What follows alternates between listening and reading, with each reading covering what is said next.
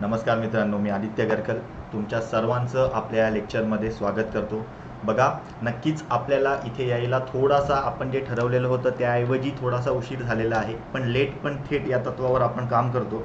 त्या अनुषंगाने सगळ्यात पहिल्यांदा एक मोठी घोषणा करणार आहे मी, आणि त्यानंतर मग आपण आपल्या नॉर्मल कंटेंटला ॲज युजल आपल्या स्टडी लाईनला सुरुवात करूया. तर सर्वात पहिल्यांदा एक गोष्ट लक्षात घ्या की हा व्हिडिओ जो असणार आहे हा व्हिडिओ 2022च्या राज्यसेवा मुख्य परीक्षांमधल्या विज्ञान आणि तंत्रज्ञानाच्या PYQ वर असणार आहे. ठीक आहे. ह्या व्हिडिओ करण्याचा पहिलं महत्त्वाचं उद्दिष्ट काय आहे की जे काही मला मेसेजेस येत आहेत की सर तुम्ही काही इनिशिएटिव्ह करणार आहात का, किंवा तुम्ही इनिशिएटिव्ह एखादा करा सायन्स टेकच्या बाबतीमध्ये, त्या अनुषंगाने आपण आपली एक बॅच लॉन्च करत आहोत. त्या बॅच संदर्भात सुद्धा आपण चर्चा करणार आहोत. आणि दुसरी महत्त्वाची गोष्ट म्हणजेच काय की त्याचा अभ्यास कसा करणार किंवा नक्की एक अप्रोच कसा असला पाहिजे सायन्स टेक संदर्भामध्ये, तर त्या सर्वाबद्दल चर्चा करण्यासाठी आपण हा व्हिडिओ करत आहोत. आणि त्यानुसार मी बॅचबद्दल कंटेंटबद्दल सर्व सांगणार आहे. आणि काही जण जे नवीन आहेत, जे मला पहिल्यांदाच भेटत आहेत, त्यांच्यासाठी मी थोडीशी इन्फॉर्मेशन सांगेल, आणि मग आपण PYQच्या माध्यमातून किती इन डेप्थ जातो हे त्या विद्यार्थ्यांना सुद्धा कळेल. बघा, राज्यसेवा मुख्य परीक्षेचं आहे सर्वसाधारणपणे 2022चं PYQ घेत आहोत आपण सायन्स टेकचे. ज्याला कोणाला माझ्याशी पर्सनली संपर्क करायचा आहे त्याने या नंबरवर डायरेक्ट कॉल केला तरी चालणार आहे. त्यानंतर तुम्ही टेक्स्ट मेसेजमध्ये करू शकता, मेसेज व्हॉट्सॲपवर करा, टेलिग्रामवर करा, बार इंस्टाग्रामवर करा, ट्विटरवर करा, कुठेही चालेल. हे आहे.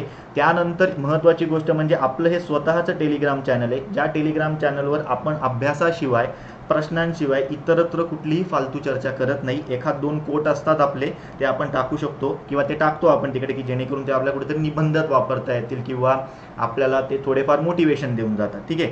त्यानंतर दुसरी महत्त्वाची गोष्ट म्हणजेच काय, अजून एक आपण नवीन इनिशिएटिव्ह सुरू केला आहे आपल्याच टेलिग्राम चॅनलवर, की जिथे मी मागच्या वेळेस सुद्धा केलेलं होतं, मागच्या मेन्सच्या वेळेस, यावेळेस मेन्सच्या वेळेस सुद्धा केले, की निबंधाचे वेगवेगळे आपण टॉपिक देतोय. म्हणजे जवळजवळ मराठीचे आपण एक सेट असतो, आपण एक सेटचा मेसेज तयार केला आहे. एका सेटमध्ये आपण मराठीचे पण निबंधाचे टॉपिक देतो, इंग्लिशचे पण निबंधाचे टॉपिक देतो. मराठीचे 2 विषय देतो, इंग्लिशचे 2 विषय देतो. आत्तापर्यंत असे एकूण 3 सेट दिलेले आहेत. आणि सगळ्यात महत्त्वाचं म्हणजे आपण निबंध देऊन विद्यार्थ्यांना सोडून देत नाही. महत्त्वाचं म्हणजे मराठी निबंध आपण कुठूनही गोळा करू शकतो, लिहू शकतो, स्वतःचे विचार असतात. इंग्लिश निबंध स्वतः तिकडे मी जी काही फाईल असते ती लिहून पाठवतो, तुम्ही ती जाऊन चेक करू शकता. आपण ते ऑलरेडी केलेलं आहे. कालच मी वाटतं तिसरा का काहीतरी एक सेट टाकलाय, तर तुम्ही बघून घ्या. आणि आज सकाळी त्याच्यातला एक निबंध टाकलेला होता. ठीक आहे. या इनिशिएटिव्हसाठी तुम्ही ते जॉईन होऊ शकता. टेलिग्राम चॅनल आहे आपलं. त्यानंतर आता महत्त्वाच्या आपल्या मुख्य विषयाला, आपली बॅच सुरू होत आहे. आपली बॅच, आपले मित्र, आपण सर्व त्यांना ओळखतो, PSI बाबा यांच्या प्लॅटफॉर्मवर आपण सुरू करणार आहोत. विज्ञान आणि तंत्रज्ञानाची बॅच असेल, ज्या बॅचमध्ये फक्त वाचून दाखवलं जाणार नाही. ठीक आहे. नाहीतर मी बघितलेलं आहे, वाचून दाखवलेलं आहे किंवा वाचून दाखवत दिलं जातं, किंवा मार्केटमधले आपले जे काही 2 ते 3 महत्त्वाची पुस्तकं आहेत, चांगली आहेत बेसिकसाठी, नुसती तेवढीच कव्हर केली जाणार नाही. आयोगाचा अप्रोच काय आहे तो तुम्हाला इथे सांगणार आहे. आणि महत्त्वाचं म्हणजे 45च्या 45 प्रश्नांसाठी तुम्हाला इकडे काय केलं जाणार आहे, तयार केलं जाणार आहे, ज्या माध्यमातून आपण त्या गोष्टी कव्हर करणार आहोत. सोबतच हा 2022चा PYQचा व्हिडिओ सर्वांना अवेलेबल आहे. 2020 आणि 21चा PYQचा व्हिडिओ आपण लेक्चर सुरू करताना आधी टाकणार आहोत. त्यानंतर महत्त्वाचं आपल्या या लेक्चरची सगळ्यात महत्त्वाची गोष्ट आहे की आपण बेसिक टू ॲडव्हान्स तर करणारच आहोत, हे अख्खं जग करतं, त्याला मी काही नाही म्हणत नाही, पण एक प्रकारे इम्प्लिमेंटेशन कसं करायचं, लॉजिकल कसे कसे काही प्रश्न सुटतात ते आपण इथे सांगणार आहोत. आणि त्यानंतर महत्त्वाचं म्हणजेच काय, ज्या काही संबंधित चालू घडामोडी आहेत आपल्या 3.1 ते 3.6, म्हणजे ऊर्जा असेल, संगणक असेल, अंतराळ असेल, जैवतंत्रज्ञान असेल, आपलं आण्विक कार्यक्रम असेल, आपत्ती व्यवस्थापन असेल, या सर्वांबद्दलचे करंटच्या बीट्स सुद्धा तिथे एक्सप्लेन करून शिकवून दिल्या जाणार आहेत.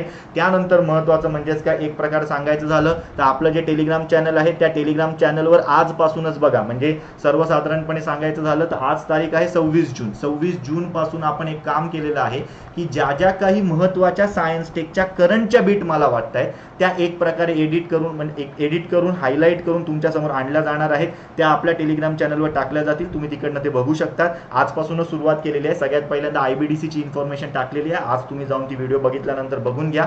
सगळ्यात महत्त्वाचं म्हणजेच काय, आपली ही बॅच जी आहे सर्वसाधारणपणे जी आपण चर्चा करतोय, आता आज तारीख आहे 26 तारीख आहे, सोमवारचा आहे, सोमवारचा दिवस आहे. पुढच्या सोमवारी म्हणजेच काय, एक प्रकारे पुढचा महिना जो आहे जुलै, 2023 पासून ही आपली बॅच सुरू होणार आहे. सुरुवातीला जे काही 6 विषय आहेत हे 6ही विषय आपण टेक्निकली आपल्याला ओव्हरऑल 6 विषय आहेत, त्याच्यामधले 2 कठीण समजतो मी स्वतः आणि 4 एक प्रकारे सोपे असतात. कुठले कुठले सोपे आहेत? ऊर्जा सोपा आहे, अंतराळ सोपा आहे, आण्विक कार्यक्रम सोपा आहे, डिझास्टर मॅनेजमेंट सोपा आहे. कठीण कुठलं आहे? स्पेस आणि बायोटेक. मग सगळ्यात पहिल्यांदा आपण 2 सोपे कव्हर करणार, 1 कठीण कव्हर करणार, परत 2 सोपे कव्हर करणार, 1 कठीण कव्हर करणार. मोस्टली प्रत्येकाचे जे काही व्हिडिओ आहेत म्हणजे 3 जुलैपर्यंत सर्वसाधारणपर्यंत तुम्ही जेव्हा तो 3 जुलैला जी आपली बॅच सुरू होईल त्या बॅचच्या वेळेस तुम्हाला ऑलरेडी 2 विषयांचे सोपे जे काही आपले जे 2 आहेत त्यांचे तुम्हाला प्रॉपर लेक्चर करंटच्या बिट्स तिथे ॲड केल्या जातील आणि करंटच्या बिट्स वेळोवेळी ॲड केल्या जाणार आहेत, त्यामुळे त्याचा लोड घेण्याची काही कारण नाही.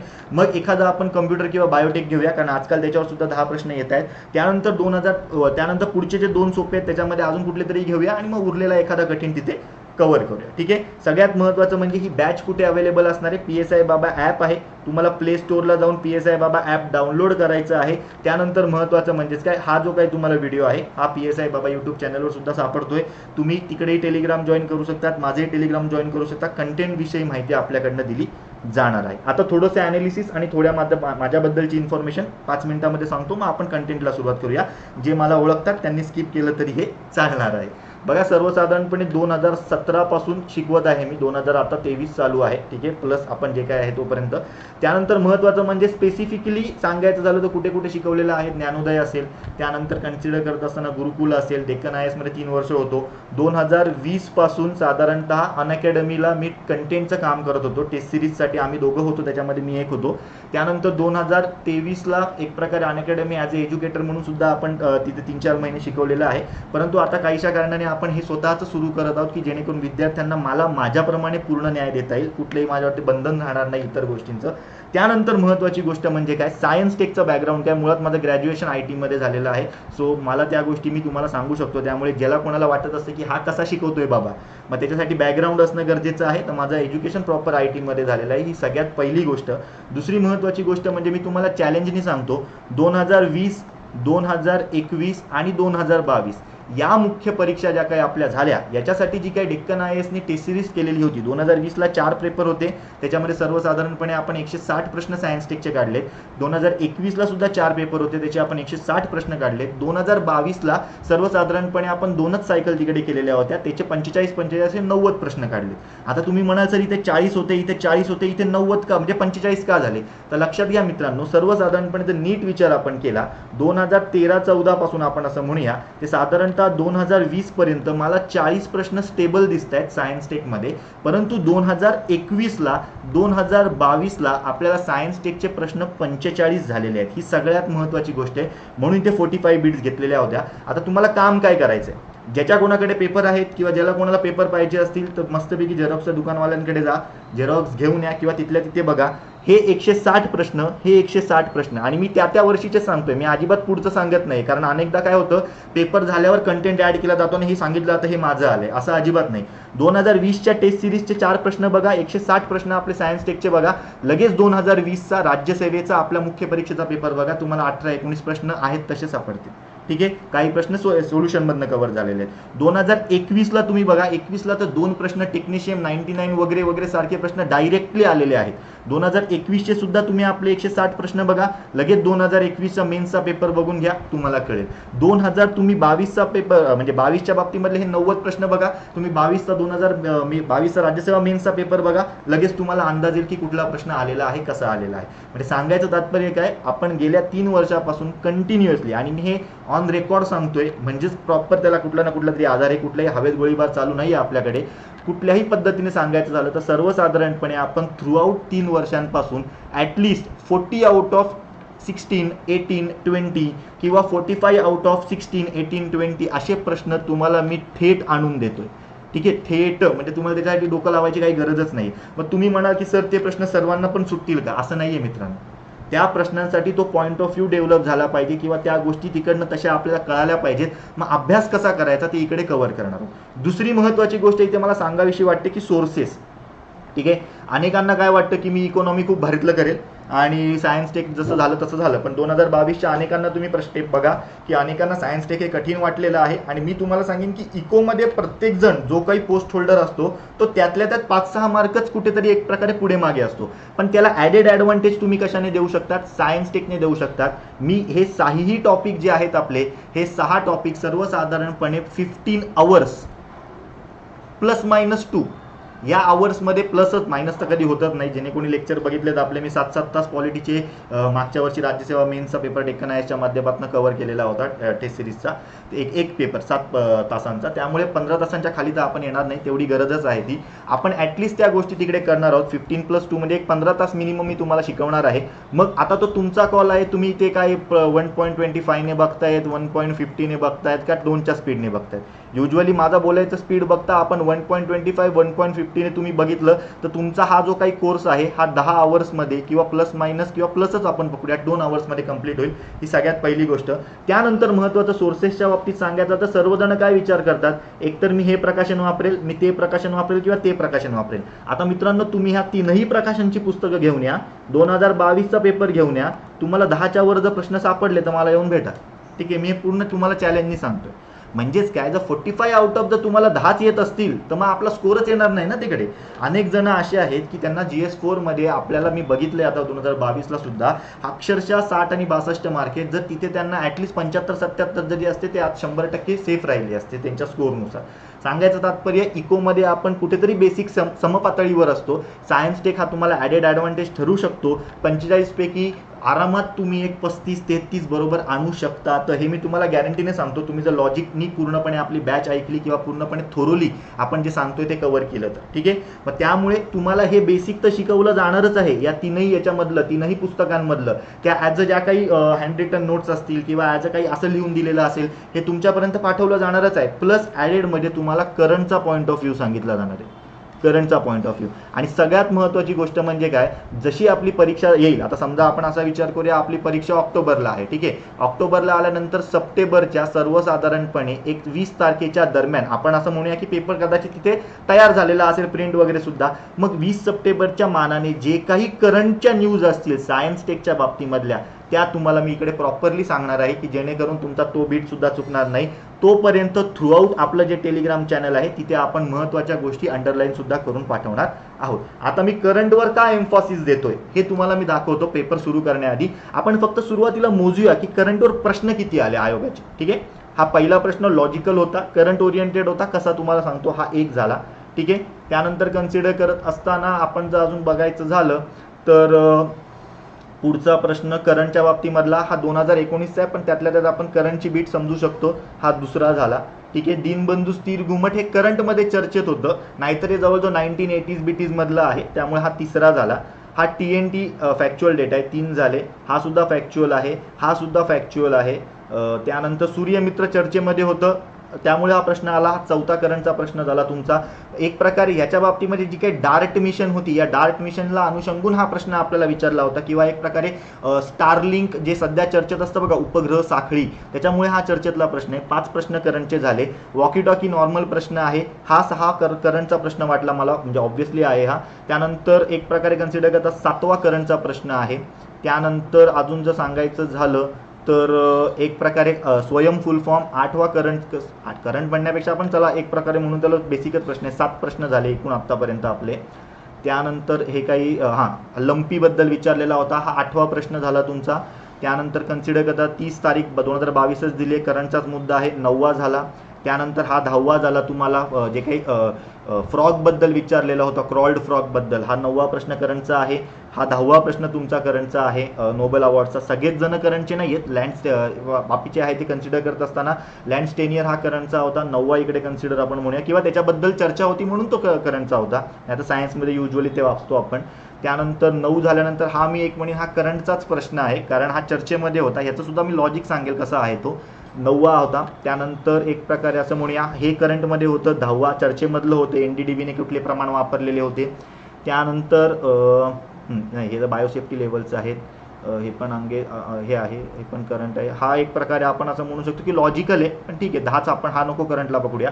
10 होता, हा पण लॉजिकल आहे, हाही लॉजिकल आहे, हाही लॉजिकल आहे, हाही लॉजिकल आहे. म्हणजे थोडक्यात तुमचे 10 प्रश्न डॉट करंटचे आहेत की जिथे तुम्हाला करंट शिवाय फायदा म्हणजे तुम्ही काही करू शकत नाही. जर तुम्हाला आलं तर आलं, नाही आलं तर नाही आलं.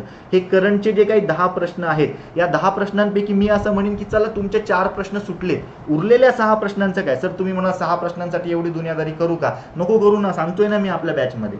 किंवा तुम्ही नका कष्ट घेऊ, मी करंटच्या बीट्स देतोय ना तुम्हाला आपल्या टेलिग्राम चॅनलवर. आणि नुसत्या त्या बीट्स वाचून चालणार नाही, त्या बीटवर कसा प्रश्न येतो हे आपण इथे शिकवणार नाही. तुम्ही म्हणाल की सर तुम्ही असंही आपल्या बॅचमध्ये देत आहात, म्हणजे आपल्या टेलिग्रामवर देत आहात, मग आम्हाला इथे बॅच लावून फायदा काय. त्या बीटवर प्रश्न कसा येतो हे तुम्हाला सांगणार आहे मी.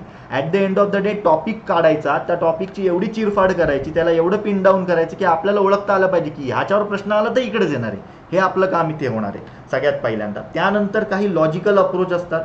हे लॉजिकल अप्रोच सांगितले जाणार आहेत की ज्याच्या माध्यमातून तुम्हाला एक सर्वसाधारणपणे ह्याच पेपरमधले एक 6-7 प्रश्न किंवा आपण 5च पकडूया प्रश्न कव्हर केले जातील. बाकीचे फॅक्च्युअल आहेत ते आपण ऑलरेडी कव्हर करणार आहोत. या पद्धतीने आपली बॅच रन होणार आहे. ठीक आहे, हे सगळ्यात पहिल्यांदा मी तुम्हाला सांगितलेलं आहे, एकदा बघून घ्या. त्यानंतर महत्त्वाची गोष्ट, आता आपण आपल्या डायरेक्ट कंटेंटला सुरुवात करूया लॉजिकली की बाबा हा प्रश्न कसा हाताळायचा होता किंवा काय करायचं होतं. किंवा मी हा प्रश्न तुम्ही म्हणाल की सर अणुऊर्जा प्रकल्पाचा आहे, आपण नेहमी बघत असतो. आता मी मुद्दामून इथे मराठी शब्दच टाकलेले आहेत. ठीक आहे, याच्या मागचं कारण एकच आहे. मी तर तुम्हाला सांगेन की हे व्हिडिओ ऐकत असताना व्हिडिओ आत्ता पॉज करा. तुम्ही दुसरीकडे तुमची GS4ची आपली प्रश्नपत्रिका आहे ती झेरॉक्स असेल तुमच्याकडे ती घेऊन बसा, नाहीतर दुसऱ्या डिव्हाइसवरती प्रश्नपत्रिका ओपन करा.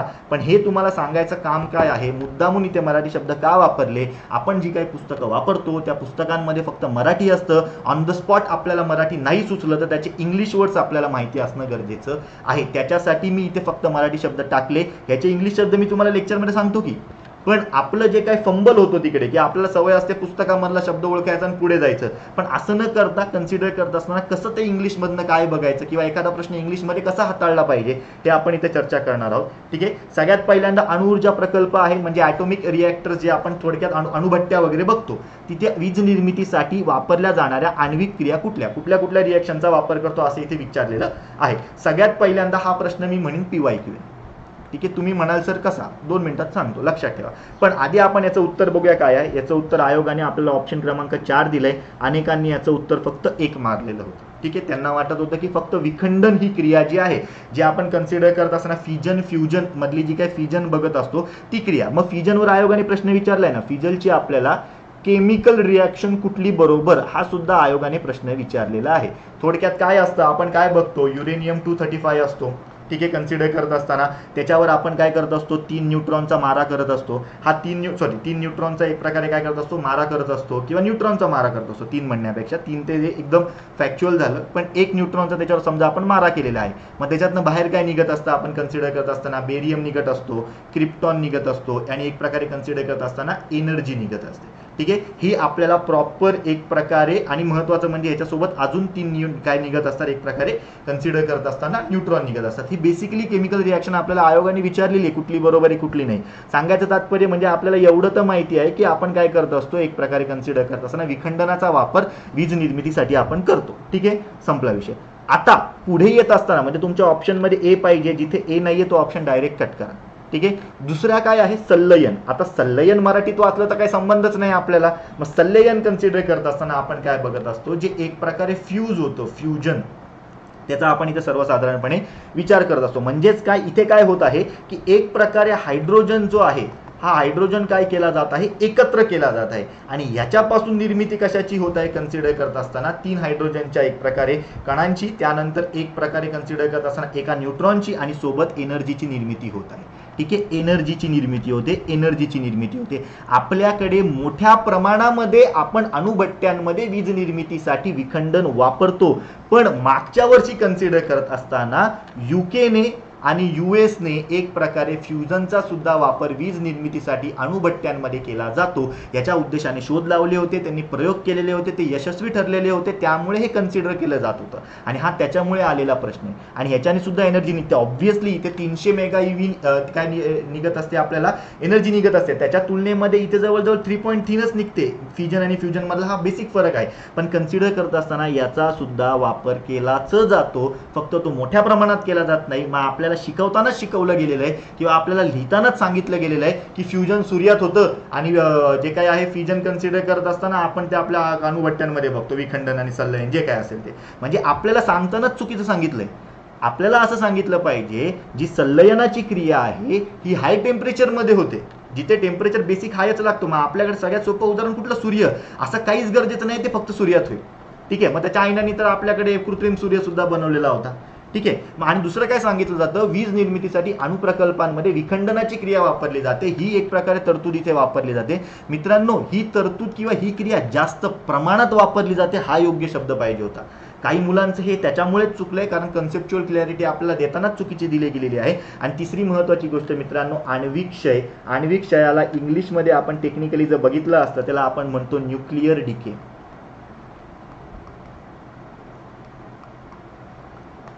कुठल्याही ह्याचा डिके म्हणजे काय, त्याच्यामधनं एक प्रकारे कन्सिडर करत असताना क्षय होत असतो, काही गोष्टी बाहेर पडत असतात. मागच्या वर्षी चायनाने याचा वापर केलेला होता वीज निर्मितीसाठी. जेव्हा एखादी गोष्ट डिके होत असते किंवा एखादी गोष्ट न्यूक्लिअर डिकेच्या माध्यमातून ती गोष्ट बाहेर पडत असते तेव्हा 3 घटक बाहेर पडतात, त्याचेच काही प्रमाणामधले पार्टिकल्स बाहेर पडतात. दुसरा महत्त्वाचा घटक म्हणजे काय, त्याच्यातनं कन्सिडर करत असताना रेडिएशन बाहेर पडत असते. आणि सगळ्यात महत्त्वाची म्हणजे त्याच्यातनं सुद्धा एनर्जी बाहेर पडत असते. मग ह्या एनर्जीचा सुद्धा वापर केला जाऊ शकतो का, याच्या विचारासाठी एक प्रकारे चायनाने हा प्रोजेक्ट राबवलेला होता. मागच्या वर्षी एक चर्चेमध्ये होतं. थोडक्यात या तिघही टेक्निकचा वापर आपण कुठे करत असतो, एक प्रकारे अणुप्रकल्पांमध्ये, आण्विक क्रियांमध्ये किंवा वीज निर्मितीसाठी आपण करत असतो. सांगायचं तात्पर्य काय, बेसिक जर तुम्हाला असं जरी एवढं माहिती असतं तरी तुम्ही उत्तरापर्यंत पोहोचलात असता. बरं चला जाऊ द्या, बाकी तुम्हाला एक प्रकारे ह्या 2 गोष्टींचा अर्थ जरी माहिती असता किंवा या 2 गोष्टी सुद्धा यूज केल्या जातात कुठल्या, विखंडन आणि संलयन, व मला सांगा ए आणि बी असलेला एकच ऑप्शन ना, तुम्ही बिंदास्त या उत्तरापर्यंत पोहोचू शकले असतात. थोडक्यात सांगायचं काय, अनेक जणांना ती क्लिअरिटी नव्हती की बाबा प्रकल्पामध्ये काय वापरलं जातं. आपल्याला सांगितलं गेलं की तेच वापरलं जातं. मग काही जणांनी फक्त ए ला म्हटलं आणि पुढे गेले. पण तुम्ही ऑप्शनकडे नीट बघताय, मग ऑप्शनवरनं उत्तरापर्यंत जाणं म्हणजेच आपला एक लॉजिकल अप्रोच असतो. हे सुद्धा सांगायचं काम इथे केलं जाणार आहे आपल्या बॅचमध्ये, एक प्रकारे वाईड स्प्रेड दृष्टिकोन कसा ठेवायचा. ठीक आहे. या उद्दिष्टाकडे तुम्ही बघितलं तरी सुद्धा तुम्ही जाऊ शकता. आण्विक स्थिरता नावाची टेक्निकली अशी गोष्ट नसते. युज्युअली जे काही आपल्याला मूलद्रव्य अस्थिर असतात, ठीक आहे, त्या अस्थिर मूलद्रव्याच्या माध्यमातूनच आपण अणुऊर्जाचा वापर केला जातो. जे स्थिर असतात त्याचा युज्युअली त्याचा एवढा काही फायदा होत नाही. पण असं अजिबातच नाहीये की स्थिर मूलद्रव्य आपल्याला आण्विक ऊर्जा देऊ शकत नाही. देऊ शकतात पण एकदम कमी प्रमाणात, एकदम नेग्लिजिबल. मग उद्या उठून स्थिरता आणि अस्थिरता हा सुद्धा बेसिक फरक आपल्याला माहिती पाहिजे. कदाचित पुढचा प्रश्न याच्यावर आहे. पुढच्या प्रश्नामध्ये आपल्याला पुढच्या वर्षी विचारायला आयोग की जे काही मूलद्रव्य आण्विक अस्थिर आहे त्यांच्यापासून निर्मिती केली जाते अणुऊर्जा, किंवा जे प्रकल्प स्थिर आहे त्यांच्यापासून केली जाते. आपल्याला एवढंच माहिती असतं अस्थिर पासून केली जाते. आपण स्थिरला कॅन्सल मारून नंतर आयोग सांगेल दोन्ही बरोबर आहे. सांगायचं तात्पर्य काय, थोडंफार लॉजिकल अप्रोच ठेवला तर आपल्याला हे प्रश्न सुटू शकतात. या प्रश्नाचं उत्तर ऑप्शन क्रमांक 3 हे असणं गरजेचं, 4 हे असणं गरजेचं होतं, जे आयोगाने उत्तर बरोबर दिलेलं आहे. पुढचा प्रश्न बघा, अणुशक्ती केंद्रातून निर्माण होणाऱ्या किरणोत्सारी घनकचऱ्यावर योग्य ती प्रक्रिया केल्यानंतर नियर सरफेस डिस्पोजेबल फॅसिलिटीजमध्ये त्याची विल्हेवाट लावली जाते का, डीप सरफेस डिस्पोजेबल फॅसिलिटीजमध्ये त्याची विल्हेवाट लावली जाते का, तो पर्यावरणात सोडून दिला जातो का, की प्रक्रिया करून त्याचा पुनर्वापर केला जातो, हा प्रश्न आहे. आता सगळ्यात महत्त्वाचं म्हणजेच काय, हा प्रश्न एक प्रकारे ऑलरेडी आपण डेक्कनच्या टेस्ट सिरीजमध्ये घेतलेला होता वेगळ्या अँगलने. कसा, तर लक्षात ठेवायचं जे काही ॲटॉमिक वेस्ट असतो, ठीक आहे, ॲटॉमिक वेस्ट जो असतो हा नेहमी चर्चेचा मुद्दा असतो. नेहमी म्हणजे अतिशय नेहमी चर्चेचा मुद्दा असतो. मग ॲटॉमिक वेस्टचा उद्देश काय असतो, त्याचे घटक कुठले कुठले, तर सगळ्यात पहिला जो प्रकार पडतो ना त्याला आपण म्हणतो एक्झेम्प्ट वेस्ट. काय म्हणतो आपण त्याला, एक्झेम्प्ट वेस्ट. म्हणजे त्याच्यामध्ये काय होतं की जो काही आपल्याला पदार्थ बाहेर पडतो त्या पदार्थांपासून कुठलाच धोका नसतो. हा पहिला प्रकार झाला. असे घटक की ज्याच्यापासून धोका निर्माण होत नाही. दुसरा आपल्याला प्रकार बघायला मिळतो लो अँड इंटरमिडिएटरी लेवल वेस्ट. ठीक आहे. याच्या बाबतीत जर सांगायचं झालं तर सर्वसाधारणपणे लक्षात घ्या, याचे 2 प्रकार पडतात. एक असा प्रकार असतो शॉर्ट टर्मचा, एक असा प्रकार असतो लॉंग टर्मचा. शॉर्ट टर्म म्हणजेच कुठले घटक किंवा आपण काय कन्सिडर करू शकतो, तर लक्षात ठेवा 0 ते 30 वर्षांपर्यंतचे घटक आणि 30 वर्षांपेक्षा जास्त पर्यंतचे घटक यांचा जो काही बायफर्गेट करून त्यांचा एक प्रकारे काय म्हणतो आपण त्याला, त्याची एक प्रकारे शेवटपर्यंत जी गोष्ट घेऊन जातो, लोकांना त्रास न होण्यासाठी विल्हेवाट लावण्याची जी काही पद्धत असते, त्याच्यामध्ये आपल्याला 2 गोष्टींच्या घटक बघायला मिळतात. युजली ह्याच्यामध्ये जे काही शीतक असतात, आपल्या अणुभट्ट्यांमध्ये वापरले जाणारे जे काही मंदक असतात, जे काही सूट असतात, जे काही इक्विपमेंट असतात, ते ह्या पद्धतीने काय केले जातात, विल्हेवाट लावली जाते. तिसरा प्रकारचा आपल्याला घटक बघायला मिळतो जो युजली घनकचरा असतो, खास करून जर कन्सिडर करायचं झालं तर तो असतो आपला हाय लेवल वेस्ट. काय? High level waste. ठीक आहे. या हाय लेवल वेस्टच्या बाबतीमध्ये सुद्धा सांगायचं झालं तर याचे 2 प्रकार पडतात मित्रांनो, NSDF आणि कन्सिडर करताना DGPF. ठीक आहे. NSDF म्हणजेच काय, नियर सरफेस डिस्पोजेबल फॅसिलिटी, हे इथे जे दिलंय ते. ठीक आहे. आणि दुसरा काय आहे, डीप सरफेस डिस्पोजेबल फॅसिलिटीज. आता अनेकांनी याचं उत्तर 2 लिहिलंय, पण आयोगाने उत्तर याचं 1 दिलंय. अनेकांनी 2 लिहिलंय कारण आपल्याला काय वाटतं, कन्सिडर करत असताना आपल्याला बेसिक एवढं तर माहिती असतं की जे काही आपल्याला त्याच्यातनं निर्माण होणारे घटक वगैरे जे असतात, ते घटक सर्वसाधारणपणे म्हणजे पूर्णपणे आपल्या इकोलॉजीमध्ये, इकोसिस्टीममध्ये जवळजवळ हजारो वर्ष सुद्धा काही काय राहतात, ज्याचं आपल्याला नुकसान आहे, मान्य आहे. मग आपल्याला काय माहिती असतं की त्यांना एक प्रकारे जमिनीमध्ये खूप आत गाडलं जातं. पण कधी मित्रांनो, जेव्हा त्याच्यावर प्रक्रिया केलेली नसते तेव्हा त्यांना खूप खोल गाडलं जातं, ज्याला डीप सरफेस म्हणतो. इथे मेन्शन केलंय योग्य ती प्रक्रिया केल्यानंतर काय, तर योग्य ती प्रक्रिया केल्यानंतर नियर सरफेसमध्ये टाकतो. ही एकच जर संकल्पना तुम्हाला माहिती असती तर एक प्रकारे या प्रश्नाचं उत्तर बरोबर आलं असतं. याचं उत्तर म्हणूनच आयोगाने 1 दिलंय. या प्रश्नामध्ये घनकचरा अजिबात कीवर्ड नाही. या प्रश्नामध्ये कीवर्ड आहे योग्य ती प्रक्रिया केल्यानंतर. जर प्रक्रिया केली नाही तर डीप सरफेस आहे, जर योग्य प्रक्रिया केली तर नियर सरफेस आहे. या एवढा लॉजिकल फरक ज्याला कळाला त्याचं उत्तर बरोबर आलं असतं. तो पर्यावरणात सोडून दिला जातो मित्रांनो. पर्यावरणात सोडलं तर सगळ्यांनाच नुकसान आहे. हा चर्नोबिल वगैरे मध्ये आपण बघितलंय, हा घटकच वेगळा आहे. प्रक्रिया करून त्याचा पुनर्वापर केला जातो, तो घनकचरा नसतो मित्रांनो, तो एक प्रकारे लिक्विड स्वरूपामध्ये असणारा असतो. ठीक आहे. म्हणजे हा सुद्धा तुम्हाला कन्सेप्च्युअल क्लॅरिटी माहिती असणं गरजेचं होतं. त्यावेळेस तुमचा प्रश्न सुटला असता. नाही तर अनेकांनी, तुम्ही कोणालाही जाऊन विचारा, किती मोठा एक प्रकारे स्कोर आणणारा विद्यार्थी असू द्या, त्याच्यापैकी 90% लोकांनी डीप सरफेस लिहिलेलं होतं. त्यांची काहीच चूक नाही आहे. आपल्याला सांगतानाच मुळात काही जणांनी चुकीचं शिकवलेलं आहे. ठीक आहे. हा कीवर्ड जरी आपल्याला ओळखता आला असता तरी आपलं उत्तर इकडनं बरोबर आलं असतं. ठीक आहे. पुढचा प्रश्न बघूया. अणुभट्ट्या हे किरणोत्सर्गाचे महत्त्वपूर्ण स्रोत आहेत. विशेषतः कुठला एक प्रकारे किरणोत्सर्ग त्याच्यातनं होतो हे तुम्हाला विचारलंय. आता जर तुम्ही विचारलं तर अनेकांनी याचं उत्तर कन्सिडर करत असताना काही जण म्हणत होते की सर अल्फा कण पण आले पाहिजेत, अल्फा बीटा गॅमा वगैरे सुद्धा निघत असतात. मित्रांनो, या सगळ्यामध्ये कीवर्ड एक आहे विशेषतः.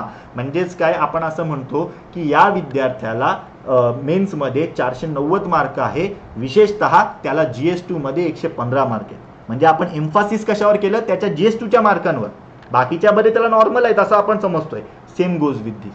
ठीक आहे. किंवा आता जो कावेरीचा प्रश्न आलाय ना आपल्याला, नॉर्थ वेस्ट मान्सून पासून सेम पाऊस आहे, हिवाळ्यात का जास्त पडतो ते सांगा विशेषतः.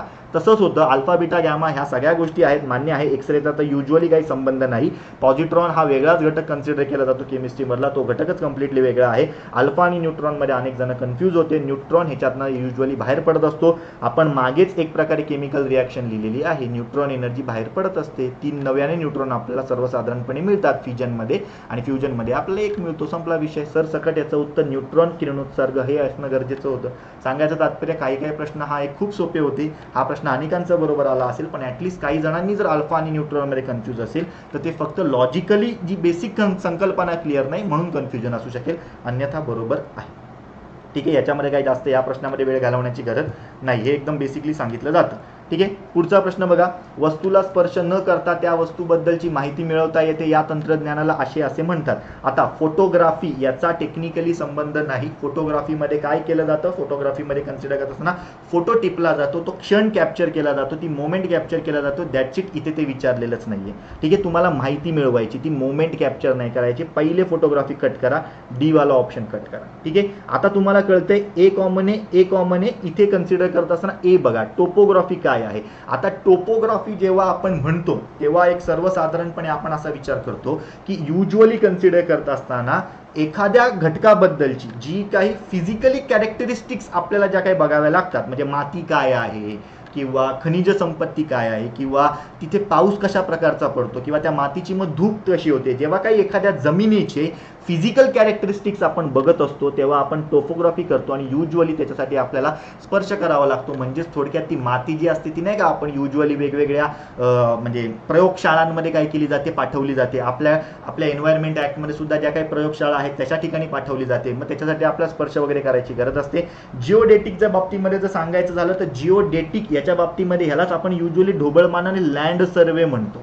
काय म्हणतो मित्रांनो, लँड सर्वे आपण म्हणतो. आणि कन्सिडर करत असताना युजली जो काही शेप वगैरे आहे त्याचा खास करून इथे बाह्य स्वरूपाचा अभ्यास केला जातो. रिमोट सेन्सिंगचाच अर्थ मित्रांनो मराठीमध्ये आहे सुदूर संवेदन,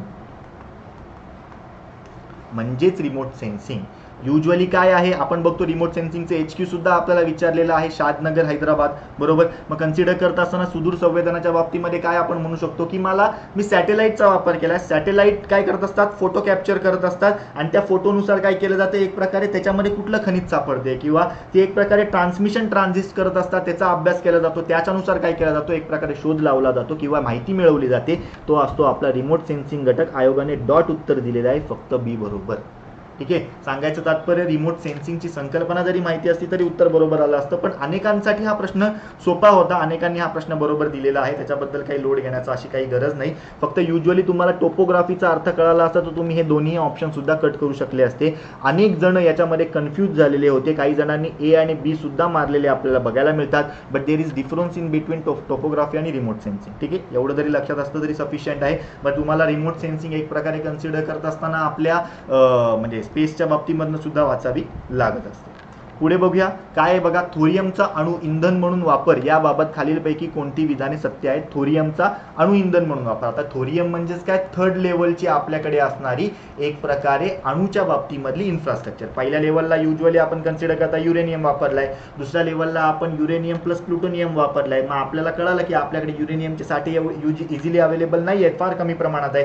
थोरियमचे जास्त प्रमाण आहेत. भारतामध्ये सर्वात जास्त थोरियम जगाच्या माध्यमातून काय केले जातात, एक प्रकारे प्राप्त झालेले आहेत. मग त्याचा वापर कशासाठी करतोय आपण, आपल्या तिसऱ्या टप्प्यातल्या अणु कार्यक्रमासाठी करतोय. याच्यावर सुद्धा प्रश्न आलेला आहे, पण त्याच्या बाबतीतले स्टेटमेंट विचारलेत. रिसेंटली युरेनियमच्या खाणी सापडल्या, त्या बाबतीमध्ये सुद्धा प्रश्न येऊ शकतो. लॉजिकली आपल्याला ते सुद्धा माहिती असणं इथे गरजेचं आहे. ठीक आहे, हा करंटचा अँगल झाला बघा, हे तुम्हाला तिथं ओळखता पाहिजे की ओके ही बीट करंटला येऊ शकते. युरेनियमची खाण सापडली ना, चला याच्याबद्दल एकदा वाचून घेऊया. बेसिक प्रश्न येईल कुठे सापडली, मग तिथे आपण कन्फ्यूज होतो, राजस्थानला सापडली का, लडाखला सापडली का, कर्नाटकला सापडली, या तिघांमध्येच कन्फ्यूज असाल तुम्ही. सांगायचं तात्पर्य हे कन्फ्युजन काढून डॉट प्रश्नाच्या उत्तरापर्यंत जाणं हे सगळ्यात महत्त्वाचं असतं सायन्स टेकला. दुसरी सायन्स टेकसाठी महत्त्वाची गोष्ट, हा शेवटच्या पेपरमधला शेवटचा घटक असतो. आपण थकलेलो असतो तेव्हा आपल्याला डॉट गोष्टी आठवल्या पाहिजेत, नाहीतर आपलं जास्त डोकं एक प्रकारे चालत नाही. जे काही मी अनेकांचे रिव्ह्यू ऐकले त्याच्यानुसार, मी असं म्हणत नाही कोणालाच येत नाही, पण मॅक्झिमम रिव्ह्यू आपल्याला GS4 का कठीण वाटतो, हे ह्युमन नेचर आहे. त्यामुळे आपल्याला या गोष्टींसाठी थोडा करंटचा अँगल सुद्धा बघावा लागणार आहे. मग जेव्हा आपण इथे विचार करतो सरसकट, जेव्हा आपण ह्या प्रश्नांकडे बघूया, चला.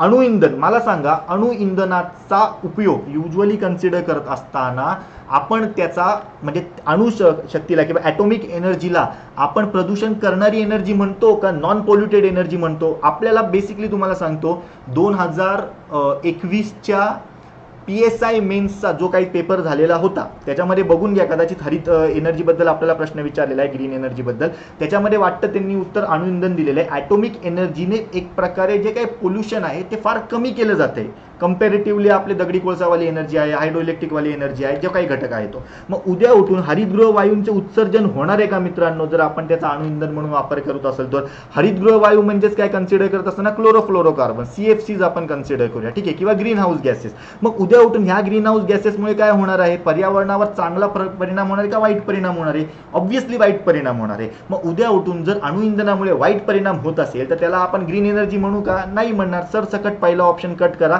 आणि नेहमी लक्षात ठेवा, ABCD वाला प्रश्न असेल आणि तुम्हाला एखादी फॅक्च्युअल इन्फॉर्मेशन मिळाली, ती गप गुमान जाऊन ते ऑप्शन कट करायचे.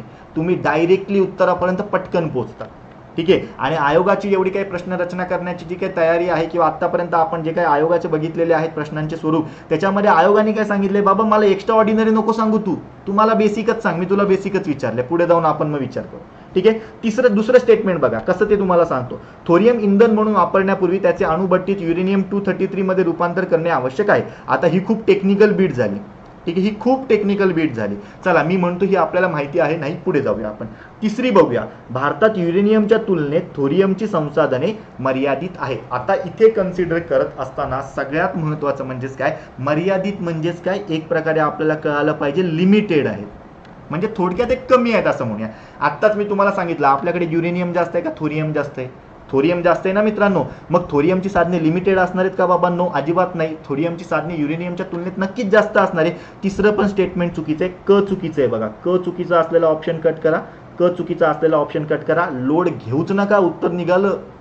जाऊन बघा 110चं उत्तर आयोगाने 4 दिलेलं आहे. सांगायचं तात्पर्य काय, आपल्याला अशा एलिमिनेशनच्या माध्यमातून सुद्धा जाता येतं, पण हे एलिमिनेशन आपण प्रोफाऊंडली कधी चांगलं वापरू शकतो, जेव्हा आपलं बेसिक आयडियोलॉजी, बेसिक संकल्पना क्लिअर आहे. चला हे दुसरं वाक्य टेक्निकल आहे, मी तुम्हाला आयोगाने सांगितलं का हे तुम्हाला माहिती पाहिजे. आयोगाने तुम्हाला सांगितलं की ए आणि सी जे बेसिक आहे ना ते आम्हाला सांगा, ते बरोबर आहे की चूक आहे, त्याच्यावरून आम्ही तुम्हाला उत्तरापर्यंत पोहोचवतो, पण आपल्याला तेच कळायला पाहिजे. पुढचा काय बघा, केरळ ओडिशा किनारपट्टीतील वाळूत मोनोझाईटचे त्यात जवळपास 8-10% थोरियम असते, मुबलक साठे आहे. ठीक आहे, बरोबर आहे, काहीच प्रॉब्लेम नाहीये. युरेनियमचा साठा आपल्याकडे युजली झारखंडमध्ये सापडतो आणि थोरियमचा साठा जगात सर्वाधिक आपल्याकडे आहे. मग त्याच्यामधले पहिले 5 देश कुठले आहेत, सगळ्यात पहिल्यांदा थोरियम सगळ्यात जास्त आंध्रमध्ये सापडतं, त्यानंतर एक प्रकारे तमिळनाडूमध्ये सापडतं, त्यानंतर एक प्रकारे ओडिशाचा क्रमांक लागतो, हेच इथे तुम्हाला विचारलेलं आहे, ओडिशा किनारपट्टी वगैरे वगैरे. त्यानंतर एक प्रकारे केरळमध्ये सापडतं, हे बघा ओडिशा आणि केरळ तुम्हाला विचारलेलं आहे. आणि 5 नंबरला एक प्रकारे वेस्ट बेंगॉलमध्ये आपल्याला सापडतं. हे बेसिकली तुम्हाला माहिती असो नसो, माहिती आपल्या बॅचमधनं तर करून देणारच आहोत, पण माहिती असो नसो तुम्ही या वेळेस या माध्यमातून उत्तरापर्यंत पोहोचले असतात जर तुमचं लॉजिक क्लिअर असतं तर. आणि आपल्या बॅचचा तुम्हाला एक डॉट फायदा सांगतो, तुमचे लॉजिक 200% क्लिअर होतील. नसतील फोन नंबर दिलेला आहे, बिंदास्त विचारा, फोन करून विचारा कितीही वाजता. पुढे, खालीलपैकी कोणती विधाने खरी आहेत हे तुम्हाला विचारलेलं आहे. ठीक आहे, आणि हा लॉजिकल प्रश्न आहे, बायोटेक मधला वन ऑफ द खूप सोपा प्रश्न. एवढे सोपे प्रश्न बायोटेक मध्ये आले तर अनेकांचे 10 मार्क GS4 मध्ये असेच वाटतील, पण ते युजली होत नाही, बायोटेक थोडं हेवीच असतं. मग आपण काय बघूया, विकिरण, ठीक आहे, इरेडिएशन, हानिकारक जीवाणू कमी करून अन्न उत्पादने अधिक सुरक्षित बनवतात. ठीक आहे, चला विकिरणचा ज्याला अर्थ माहित नाही, आपण एक प्रकारे विचार करूया, गॅमा किरणांचा आपण वापर करतो. ठीक आहे, आपल्या आयोगाने प्रश्न विचारलेला आहे, अनेकदा विचारलेला आहे. काही ठिकाणी आपण UV किरणांचा वापर करतो, कशासाठी, अन्न पदार्थ कसे करण्यासाठी, सुरक्षित बनवण्यासाठी. ठीक आहे, थोडक्यात ते सुद्धा विकिरण आहे, इरेडिएशन आहे. मग मला सांगा सरसकट जर आपण या प्रश्नाकडे बघितलं तर आपण कन्सिडर करत असताना काय म्हणू मित्रांनो, एक प्रकारे विकिरण हानिकारक जीवाणू कमी करतात का, यस. अन्न उत्पादने अधिक सुरक्षित होतात का, यस. कमी केल्यामुळे हे सुरक्षित होणारच आहे. ए स्टेटमेंट तुमचं बरोबर आहे, ए बरोबर असलेले ऑप्शन ठेवा, बाकीचे ऑप्शन तुम्ही इथल्या इथे कट करा. ठीक आहे, विकिरण अन्न उत्पादने किरणोत्सारी बनवतात. आता समजा बटाट्याला एक प्रकारे कोंब येण्यासाठी त्याच्यावर गॅमा किरणांचा जर मारा केला आणि उद्या उठून तो पदार्थ जर उद्या उठून त्या गॅमा किरणांमुळे किरणोत्सारी झाला आणि मग तो पदार्थ आपल्या खाण्यासाठी योग्य राहणार आहे का बाबांनो, तो पदार्थ आपण खाल्ला तर ते किरणोत्सार आपल्या शरीरात जातील आणि आपल्याला तिथल्या तिथे विकेट पडेल. मग असं होत असणार आहे का, बरं असा जर होत असता तर एक प्रकारे WHO ने त्याला पाठिंबा दिला असता का, की उद्या उठून गॅमा किरणांमुळे ते पदार्थ तर चांगला होतोय पण तो किरणोत्सारी बनतोय, मग किरणोत्सारी पदार्थ खाऊन आपण तर मरणार आहे. मग आपल्या वर्ल्ड हेल्थ ऑर्गनायझेशन त्याला पाठिंबा दिला असता का, नाही. म्हणजेच हे किरणोत्सारी बनवतात का, सगळ्यात पहिल्यांदा नाही. दुसरं ऑप्शन वाला जे आहे ते कट करा.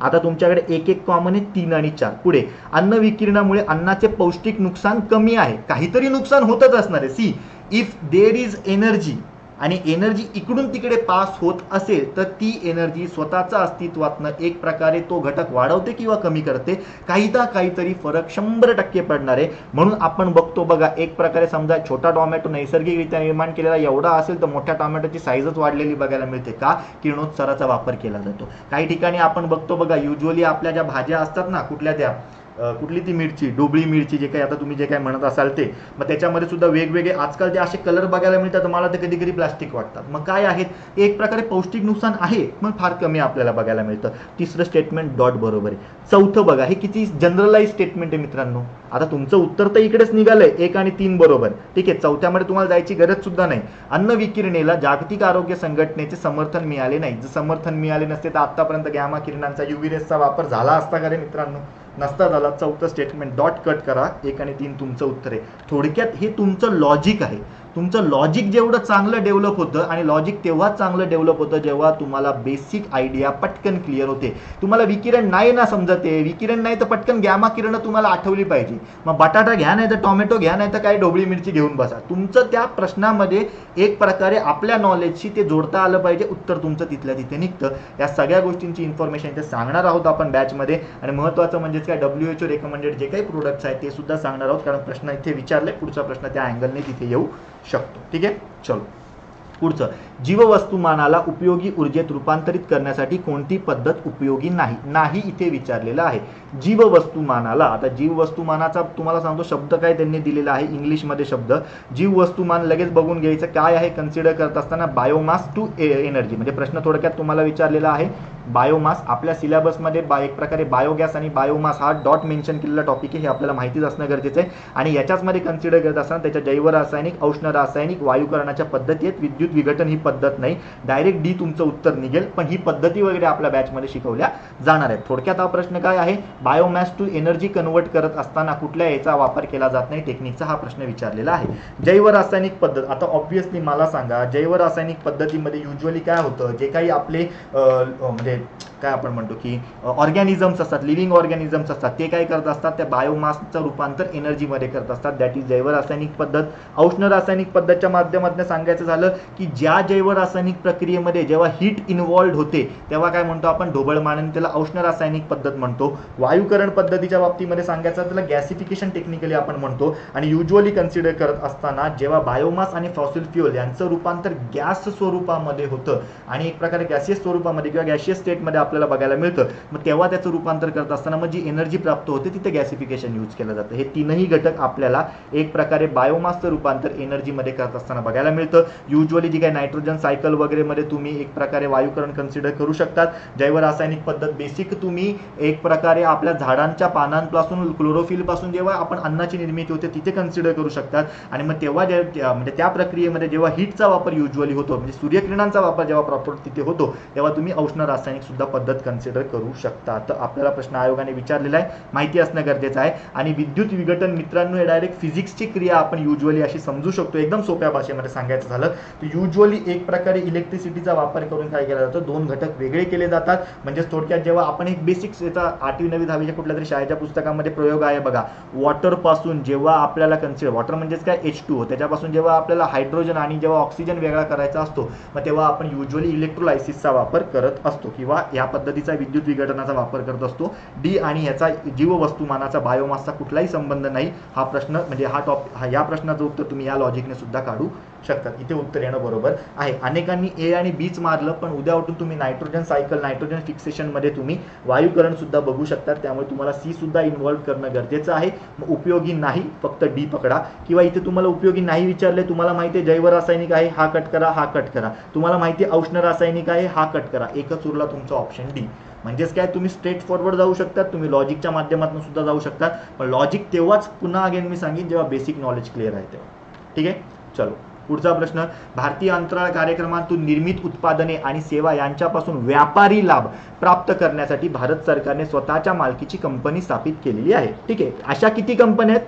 अनेकांनी पटकन उत्तर द्या, मला सांगा, कमेंट करा. चला, किती कंपन्या आहेत? 2 कंपन्या आहेत मित्रांनो. पण सगळ्यांना माहिती असते फक्त न्यू स्पेस इंडिया लिमिटेड, कारण ती कधीची आहे, 2019 ची कंपनी आपल्याला बघायला मिळते. डॉट तारीख सांगायची झाली तर 6 वगैरे मार्चची तारीख आहे, 6 मार्च 2019 ची ही आपल्याला कंपनी बघायला मिळते. ठीक आहे, आता सगळ्यात महत्वाची गोष्ट म्हणजेच काय, हा करंटचा प्रश्न आहे, ही सगळ्यात पहिली महत्वाची गोष्ट. ठीक आहे, याच्या आधीची कंपनी कुठली, तर लक्षात घ्या, Antrix corporation of India.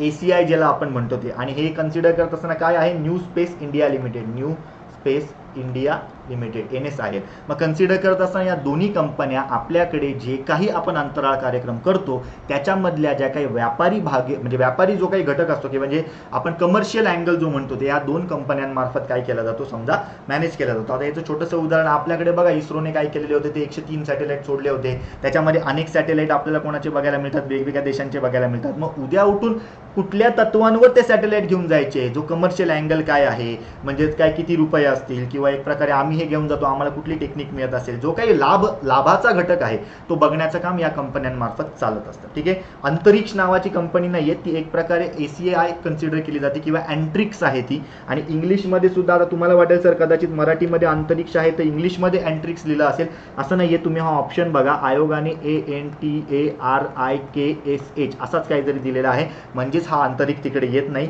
आउटस्पेस India limited नाही, ते न्यू स्पेसचं त्यांनी आउटस्पेस केलेलं आहे आणि इथे उगाच त्यांनी इंडियन स्पेस केलेलं आहे आपल्याला कन्फ्यूज करण्यासाठी. थोडक्यात आता हा स्पेसचा प्रश्न आहे. आता मित्रांनो एक लक्षात घ्या, आपल्याला इथे स्पेस बद्दल हा करंटचा प्रश्न आहे. मुळात आपल्याला मग एक प्रकारे स्पेसचा बेसिक आयडिया क्लिअर पाहिजे. दुसरी गोष्ट कन्सिडर करत असताना सद्यस्थितीमध्ये भारताने कोणकोणते उपक्रम केलेले आहेत, भारत कुठल्या ग्रहावर जायचा विचार करतोय, किंवा भारताने कोणाच्या सॅटेलाइट की PSLV C54च्या माध्यमातून, PSLV C50च्या माध्यमातून किंवा PSLV GSLV यांच्या माध्यमातून किंवा आता तर नवीन आलेले SSLVच्या माध्यमातून कोणती उपग्रह सोडले, हे आपल्याला विचारलं जाऊ शकतं. आपली आयडिया तिथे क्लिअर असणं गरजेचं आहे. तिसरी महत्त्वाची गोष्ट काय, आपण नासा सोबत कुठला करार केलेला आहे का, किंवा कन्सिडर करत असताना आपण एक प्रकारे एलॉन मस्कच्या कंपनीसोबत आपण कुठला करार केलेला आहे का, या सगळ्या गोष्टींबद्दल आपल्याला इथे माहिती असणं गरजेचं आहे. स्पेस हा टॉपिक आहे, हार्डली 2 ते 3 तासांमध्ये कव्हर केला जातो, पण जर तुम्ही फक्त पुस्तकांमधली इन्फॉर्मेशन घ्याल तर ती आता जुनी झालेली आहे. थोडंफार लॉजिकल तुम्हाला अप्रोच वापरावा लागणार आहे. हा प्रश्न सुटत होता, तुम्हाला करंटची बीट ह्याच्यात ॲड करावी लागणार आहे. प्रश्न आता करंटवर स्पेसच्या बाबतीमध्ये येण्याचे चान्सेस जास्त असतील. ठीक आहे. चलो पुढचं, दीनबंधू स्थिर घुमट प्रारूप, हे डॅशचे प्रारूप आहे. आता सगळ्यात महत्त्वाचं म्हणजे, आता मला एकच सांगा, सगळ्यात महत्त्वाची गोष्ट, आपल्याला दीनबंधू सूर्य, ठीक आहे, कन्सिडर करत असताना आता आपण इथे चर्चा करूया. सूर्य आपण हे म्हणू शकतो दिवसाचा सूर्य, पण इथे सौर जलतापक किंवा सौर शुष्कक म्हणून त्याचा युजली वापर केला जायला आहे का, नाही. चला पुढे.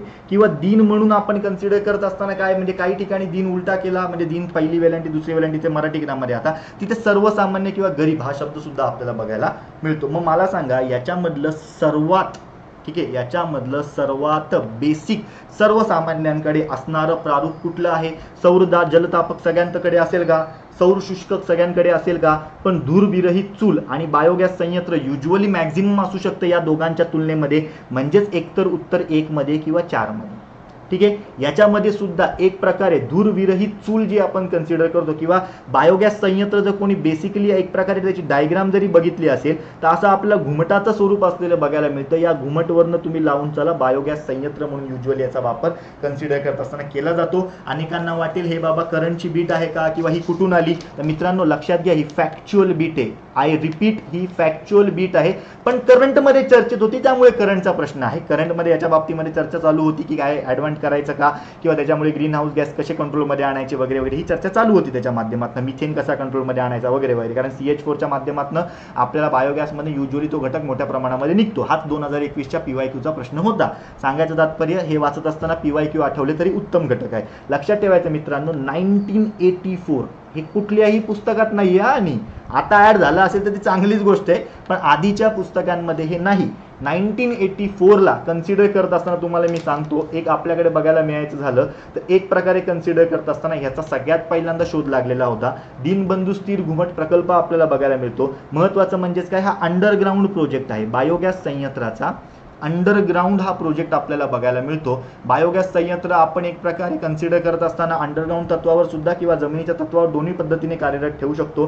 ह्या तत्वामुळे काय होतो, जो काही सरफेस एरिया वापरला जातो हा सरफेस एरिया काय होतो, मिनिमाइज केला जातो. म्हणजेच उद्या उठून बायोगॅस संयंत्राचं महत्त्वाचं ध्येय काय आहे कन्सिडर करत असताना, की उद्या उठून शेतकऱ्यांना प्रत्येकाला याचा वापर करता यावा, की जेणेकरून तो त्याची एनर्जी स्वतः तयार करेल. मग जास्त जर जमीन जात असेल तर प्रत्येक शेतकऱ्याकडे जास्त जमीन आहे का बाबांनो, नाही. मग ती एक प्रकारे आपण म्हणू ना की डिमेरिट होती किंवा एक प्रकारे जो चुकीचा घटक होता तो कमी करण्यासाठी ह्या दीनबंधू स्थिर घुमट प्रकल्पाचा वापर केलेला आहे. जर सरफेस एरिया मिनिमम झाला तर उद्या उठून एक प्रकारे इन्स्टॉलेशन कॉस्ट सुद्धा कशी होते त्याची एक प्रकारे कन्सिडर करत असताना इन्स्टॉलेशन कॉस्ट कमी केली होते ऑटोमॅटिक. मग ही कमी होत असेल तर सर्वांना परवडणार आहे, सगळ्यात महत्त्वाची गोष्ट. त्यानंतर कन्सिडर करत असताना 1984ला आपल्याकडे ॲक्शन फॉर फूड प्रोडक्शन नावाची एक योजना आलेली होती. या योजनेच्या अंमलबजावणीच्या उद्दिष्टाने दीनबंधू स्थिर घुमट प्रकल्पाची सुरुवात केलेली बघायला मिळते. त्यानंतर महत्त्वाचं म्हणजेच काय, ह्याचा आकार कसा असतो कदाचित पुढच्या वेळेस विचारतील. याचा आकार आपल्याला हेमिस्फियर स्वरूपामध्ये बघायला मिळतो. आणि महत्त्वाची गोष्ट म्हणजे काय, आज भारतामध्ये 1984 नंतर जेवढे काही बायोगॅस संयंत्र उभे राहिलेले आहेत त्याच्यामधले 90% संयंत्र हे या स्वरूपातले बघायला मिळतात. ही डॉट इन्फॉर्मेशन आहे मित्रांनो. आणि आपलं एक प्रकारे दुर्भाग्य असं आपण म्हणू की ही इन्फॉर्मेशन आपल्याला इझिली अवेलेबल नाही आहे पुस्तकांमध्ये. ह्याच्यासाठी तुम्हाला एक प्रकारे चर्चेतली कुठली रिन्युएबल एनर्जी किंवा कुठले असे स्रोत असतील, चर्चेमधले मुद्दे असतील किंवा एखादा शब्द असेल जो आपल्या सिलेबसमध्ये बघायला मिळतो, कुठल्या पेपरमधनं आलेला आहे, तो तुम्हाला तिकडनं घेऊन इन्फॉर्मेशन काढणं अपेक्षित आहे, प्रश्न आलेला आहे. ठीक आहे. सांगायचं तात्पर्य तुम्ही या पद्धतीने इथे बघितलं तर तुम्हाला सुटणार आहे. अनेकांनी याचं लॉजिक काय लावलं जे नंतर त्यांचं बरोबर आलं, घुमट आहे, घुमटाचा वापर या तिघांपैकी फक्त बायोगॅस संयंत्रात केला जातो, हे लॉजिक लावून सुद्धा तुमचं उत्तर निघत होतं. परंतु हे लॉजिक प्रत्येकाचं लागेलच असं नाही आणि इथे लागले त्यामुळे प्रत्येक प्रश्नाला लागेलच असं नाही, म्हणून इन्फॉर्मेशन गॅदर करायला शिका. ठीक आहे. ही सगळ्यात महत्त्वाची गोष्ट. पुढचा बघा, विस्फोट झाल्यानंतर 1 TNT एवढी ऊर्जा उत्सर्जित करतो. आता अनेकांनी याची उत्तर अनेक दिलेली होती, पण जर तुम्हाला डॉट सांगायचं झालं तर युजली याचं उत्तर आयोगाने ऑप्शन क्रमांक 4 दिलेलं आहे. इंटरनेटवर इन्फॉर्मेशन इझिली अवेलेबल आहे. जेव्हा एक प्रकारे आपण असं म्हणूया की अणुऊर्जा प्रकल्प म्हणजे आपले ॲटॉमिक बॉम्ब्स असतात, हायड्रोजन बॉम्ब्स असतात, यांचा जेव्हा एक प्रकारे कंपॅरेटिव्ह अभ्यास केला जातो तेव्हा याच्या वेगवेगळ्या एनर्जीच्या बाबतीमधनं किती ऊर्जा उत्सर्जित वगैरे होते असा वापर युजली केलेला आपल्याला बघायला मिळतो. सगळ्यात महत्त्वाचं म्हणजेच काय, 1863 लक्षात ठेवा, 1863ला जुलियस विल्बर्ट नावा एक व्यक्ती शास्त्रज्ञ होता, जर्मन शास्त्रज्ञ आहे, जुलियस विल्ब्रँड आपण त्यांना म्हणतो, यांनी याचा शोध लावलेला बघायला मिळतो. आणि युजली याचा शोध सगळ्यात पहिल्यांदा येल्लो कलर म्हणून लागलेला आपल्याला बघायला मिळत होता. ठीक आहे. त्यानंतर कन्सिडर करत असताना कार्ल एस हॉसरमॅन आपल्याला बघायला मिळतात. त्यांनी या येलो डायचा वापर एक्सप्लोजिव्ह घटकांसाठी सुद्धा केला जाऊ शकतो, ज्याच्यातनं एक प्रकारे एक्सप्लोजन होतं आणि मग ऊर्जा उत्सर्जित होते. आणि मग तेव्हापासून TNT एक आपण एक्सप्लोजिव्ह घटक समजायला लागलो, त्यांनी सगळ्यात पहिल्यांदा केलेला बघायला मिळतो. ठीक आहे. हा सुद्धा आपल्या अॅनोविकच्या बाबतीमधला आपल्याला आलेला प्रश्न आहे. TNTचा फुल फॉर्म सुद्धा ते आता विचारू शकतात आपल्याला. ट्राय नायट्रोट्युलिन आपण ज्याच्यामध्ये आपण बघत असतो. महत्त्वाचं म्हणजे ह्याचं आता जसं फुल फॉर्म तुम्हाला सांगितला, याचं एक प्रकारे आपल्याला केमिकल नेम सुद्धा माहिती असणं गरजेचं आहे किंवा केमिकल फॉर्म्युला सुद्धा माहिती असणं गरजेचं आहे. तर C6H2 नायट्रोजन ऑक्साईड 2चा थर्ड आणि CH3 हा एवढा मोठा आपल्याला त्याचा काय बघायला मिळतो, केमिकल फॉर्म्युला बघायला मिळतो. आणि याच्या मार्फत जर सांगायचं झालं तर सगळ्यात महत्त्वाचं म्हणजे बिलियन म्हणजेच तुम्ही गिगाजूल सुद्धा कन्सिडर करू शकता. जर डॉट सांगायचं झालं तर 4.184 गिगाजूल्स काय केली जाते, ह्याच्यातनं एनर्जी एक प्रकारे उत्सर्जित केली जाते. आता हा प्रश्न आलाय तुम्हाला त्या वेगवेगळ्या एक प्रकारे ॲटॉमिक बॉम्ब असेल किंवा हायड्रोजन बॉम्ब असेल त्याच्या बाबतीमधलं. जेव्हा आपण युजली पुस्तकांमध्ये बघा ॲटॉमिक बॉम्ब सांगून इन्फॉर्मेशन संपवली जाते, पण त्याचा कंपॅरेटिव्ह अभ्यास करत असताना आता आपल्याला TNT सुद्धा, हायड्रोजन बॉम्ब सुद्धा यांचा सगळ्यांचा अभ्यास करावा लागणार आहे. ते सुद्धा आपल्या बॅचमधनं कव्हर केलं घेऊन जाणार आहे. ठीक आहे. पुढचा प्रश्न बघूया आपण. वीज निर्मितीच्या स्वदेशी पाहिजे होतं, त्रिस्तरीय कार्यक्रमातील खालील दिलेल्या 3 टप्प्यांचा योग्य क्रम लावा. पहिल्याच प्रश्नात तुम्हाला सांगितलंय बघा, मी पहिलाच प्रश्न घेऊया आपला. चला, पहिला प्रश्न कुठे गेला, ओके. याच्यामध्ये तुम्हाला सांगितलंय बघा की प्लुटोनियम हा आपला थर्ड स्टेप, पहिला का कुठेतरी सांगितलंय मी, एकच मिनिट सांगतो. थर्ड स्टेपचा काय होता, एक प्रकारे कार्यक्रम होता, थर्ड लेवलचा आपल्याला अणूचा टप्पा होता. मग हा टप्प्यांबद्दलचाच क्रम आपल्याला इथे विचारलेला आहे. फक्त इथे डायरेक्ट टप्प्यांबद्दलचा क्रम न विचारता त्या टप्प्यांमधलं इंधन आपण कुठल्या स्वरूपाच्या अणुभट्टीमध्ये टाकतो असा आयोगाने इथे प्रश्न विचारला. त्यामुळे ही आयडिया क्लिअर पाहिजे. पण आपण आपल्या लॉजिकने जातो बघा. थोरियम आहे म्हणजे तिसरा टप्पा बघा. ठीक आहे. म्हणजे तुम्हाला क्रमाने लावायचं आहे, म्हणजे C हा 3 नंबरला पाहिजे, डायरेक्ट 2 ऑप्शन कट करा. C हा 3 नंबरला पाहिजे, डायरेक्ट 2 ऑप्शन कट करा. दाबयुक्त जड पाणी आणि जलद ब्रीडर अणुभट्टीच्या बाबतीमध्ये जर सांगायचं झालं तर सहसा याचा वापर आपल्याला कन्सिडर करत असताना युरेनियम आणि प्लुटोनियम यांच्या बाबतीमध्ये केला जातो. म्हणजेच हा सेकंड कार्यक्रम आहे. B दुसऱ्याला लावा, हे A दुसऱ्याला आहे. सरसकट तुमचा ऑप्शन इथल्या इथे निघाला. अनेक जण थोरियममुळेच उत्तरापर्यंत पोहोचलेले आहेत. सगळ्यात पहिल्यांदा आपण PHWRचाच वापर केलेला होता. म्हणजेच काय, एक प्रकारे प्रेशराइज हेवी वॉटर रिॲक्टर, दाबयुक्त जड पाणी अणुभट्टी, ज्याच्यामध्ये आपण नैसर्गिक युरेनियम ॲज अ इंधन म्हणून, शीतक आणि मंदक म्हणून दोन्ही ठिकाणी आपण जड पाण्याचा वापर केलेला आहे. महत्त्वाचं म्हणजेच काय, एक प्रकारे कन्सिडर करत असताना आपल्याला म्हणजे जे आपण म्हणतो की D2O याचा युजली वापर केला गेलेला आहे या पहिल्या टप्प्यामध्ये. मग पहिल्या टप्प्यामधनं जो काही प्लुटोनियम आपल्याला बाय प्रोडक्ट म्हणून बाहेर आलेला बघायला मिळतो, त्या प्लुटोनियमचा वापर आपण दुसऱ्या टप्प्यामध्ये केला. मग ऑब्व्हियसली त्याची रचना अणुभट्टीची बदलावी लागली. तिथे आपण FBR वापरलं. FBR म्हणजे काय, फास्ट ब्रीडर रिॲक्टर, जलद ब्रीडर अणुभट्टी, हा दुसरा टप्पा होता. आणि मग थोरियमचा वापर आपण तिसऱ्या टप्प्यामध्ये केलेला बघायला मिळतो. हे पहिला टप्पा काय आहे, दुसरा टप्पा काय आहे, तिसरा टप्पा काय आहे, त्याचं इंधन म्हणून काय वापर केला जातो, तिथे शीतक काय आहे, तिथे मंदक काय आहे, कुठली अणुभट्टी पहिल्यावाली आहे, दुसरीवाली, तिसरीवाली, ह्याचा एक चार्टच आहे जो बॅचमध्ये प्रोव्हाइड केला जाईल तुम्हाला. आणि तो चार्ट तुम्हाला फक्त इकडनंच आपल्याला आत्ताही कुठल्याही पुस्तकांमध्ये तेवढ्या चांगल्या इन्फॉर्मेशनचा आपल्याला प्रश्न नाही, त्यामुळे ते तुम्हाला तिकडे बॅचमध्ये फायदेशीर ठरेल. पण हा खूप सोपा प्रश्न होता, आपल्याला येऊ शकतो. आणि तुम्हाला सांगतो, अनेक ठिकाणी बॅचमध्ये किंवा अनेक ठिकाणी पुस्तकांमध्ये ऑलरेडी सांगितलेलं आहे की चला, मला एकाच पुस्तकामध्ये मे बी सापडलं की हा एक पहिला टप्पा, दुसरा टप्पा आणि तिसरा टप्पा, ही रिॲक्शन किंवा ही जी काही एक प्रकारे प्रोग्राम होता, हा कार्यक्रम कोणी मांडला, तर लक्षात घ्या, ह्या कार्यक्रमाचे इन्फॉर्मेशन एकाच पुस्तकात आहे. पण मी तुम्हाला आत्ताच सांगतो, 1984ला हा कार्यक्रम मांडला गेलेला होता डॉक्टर होमी भाभा यांच्याकडनं.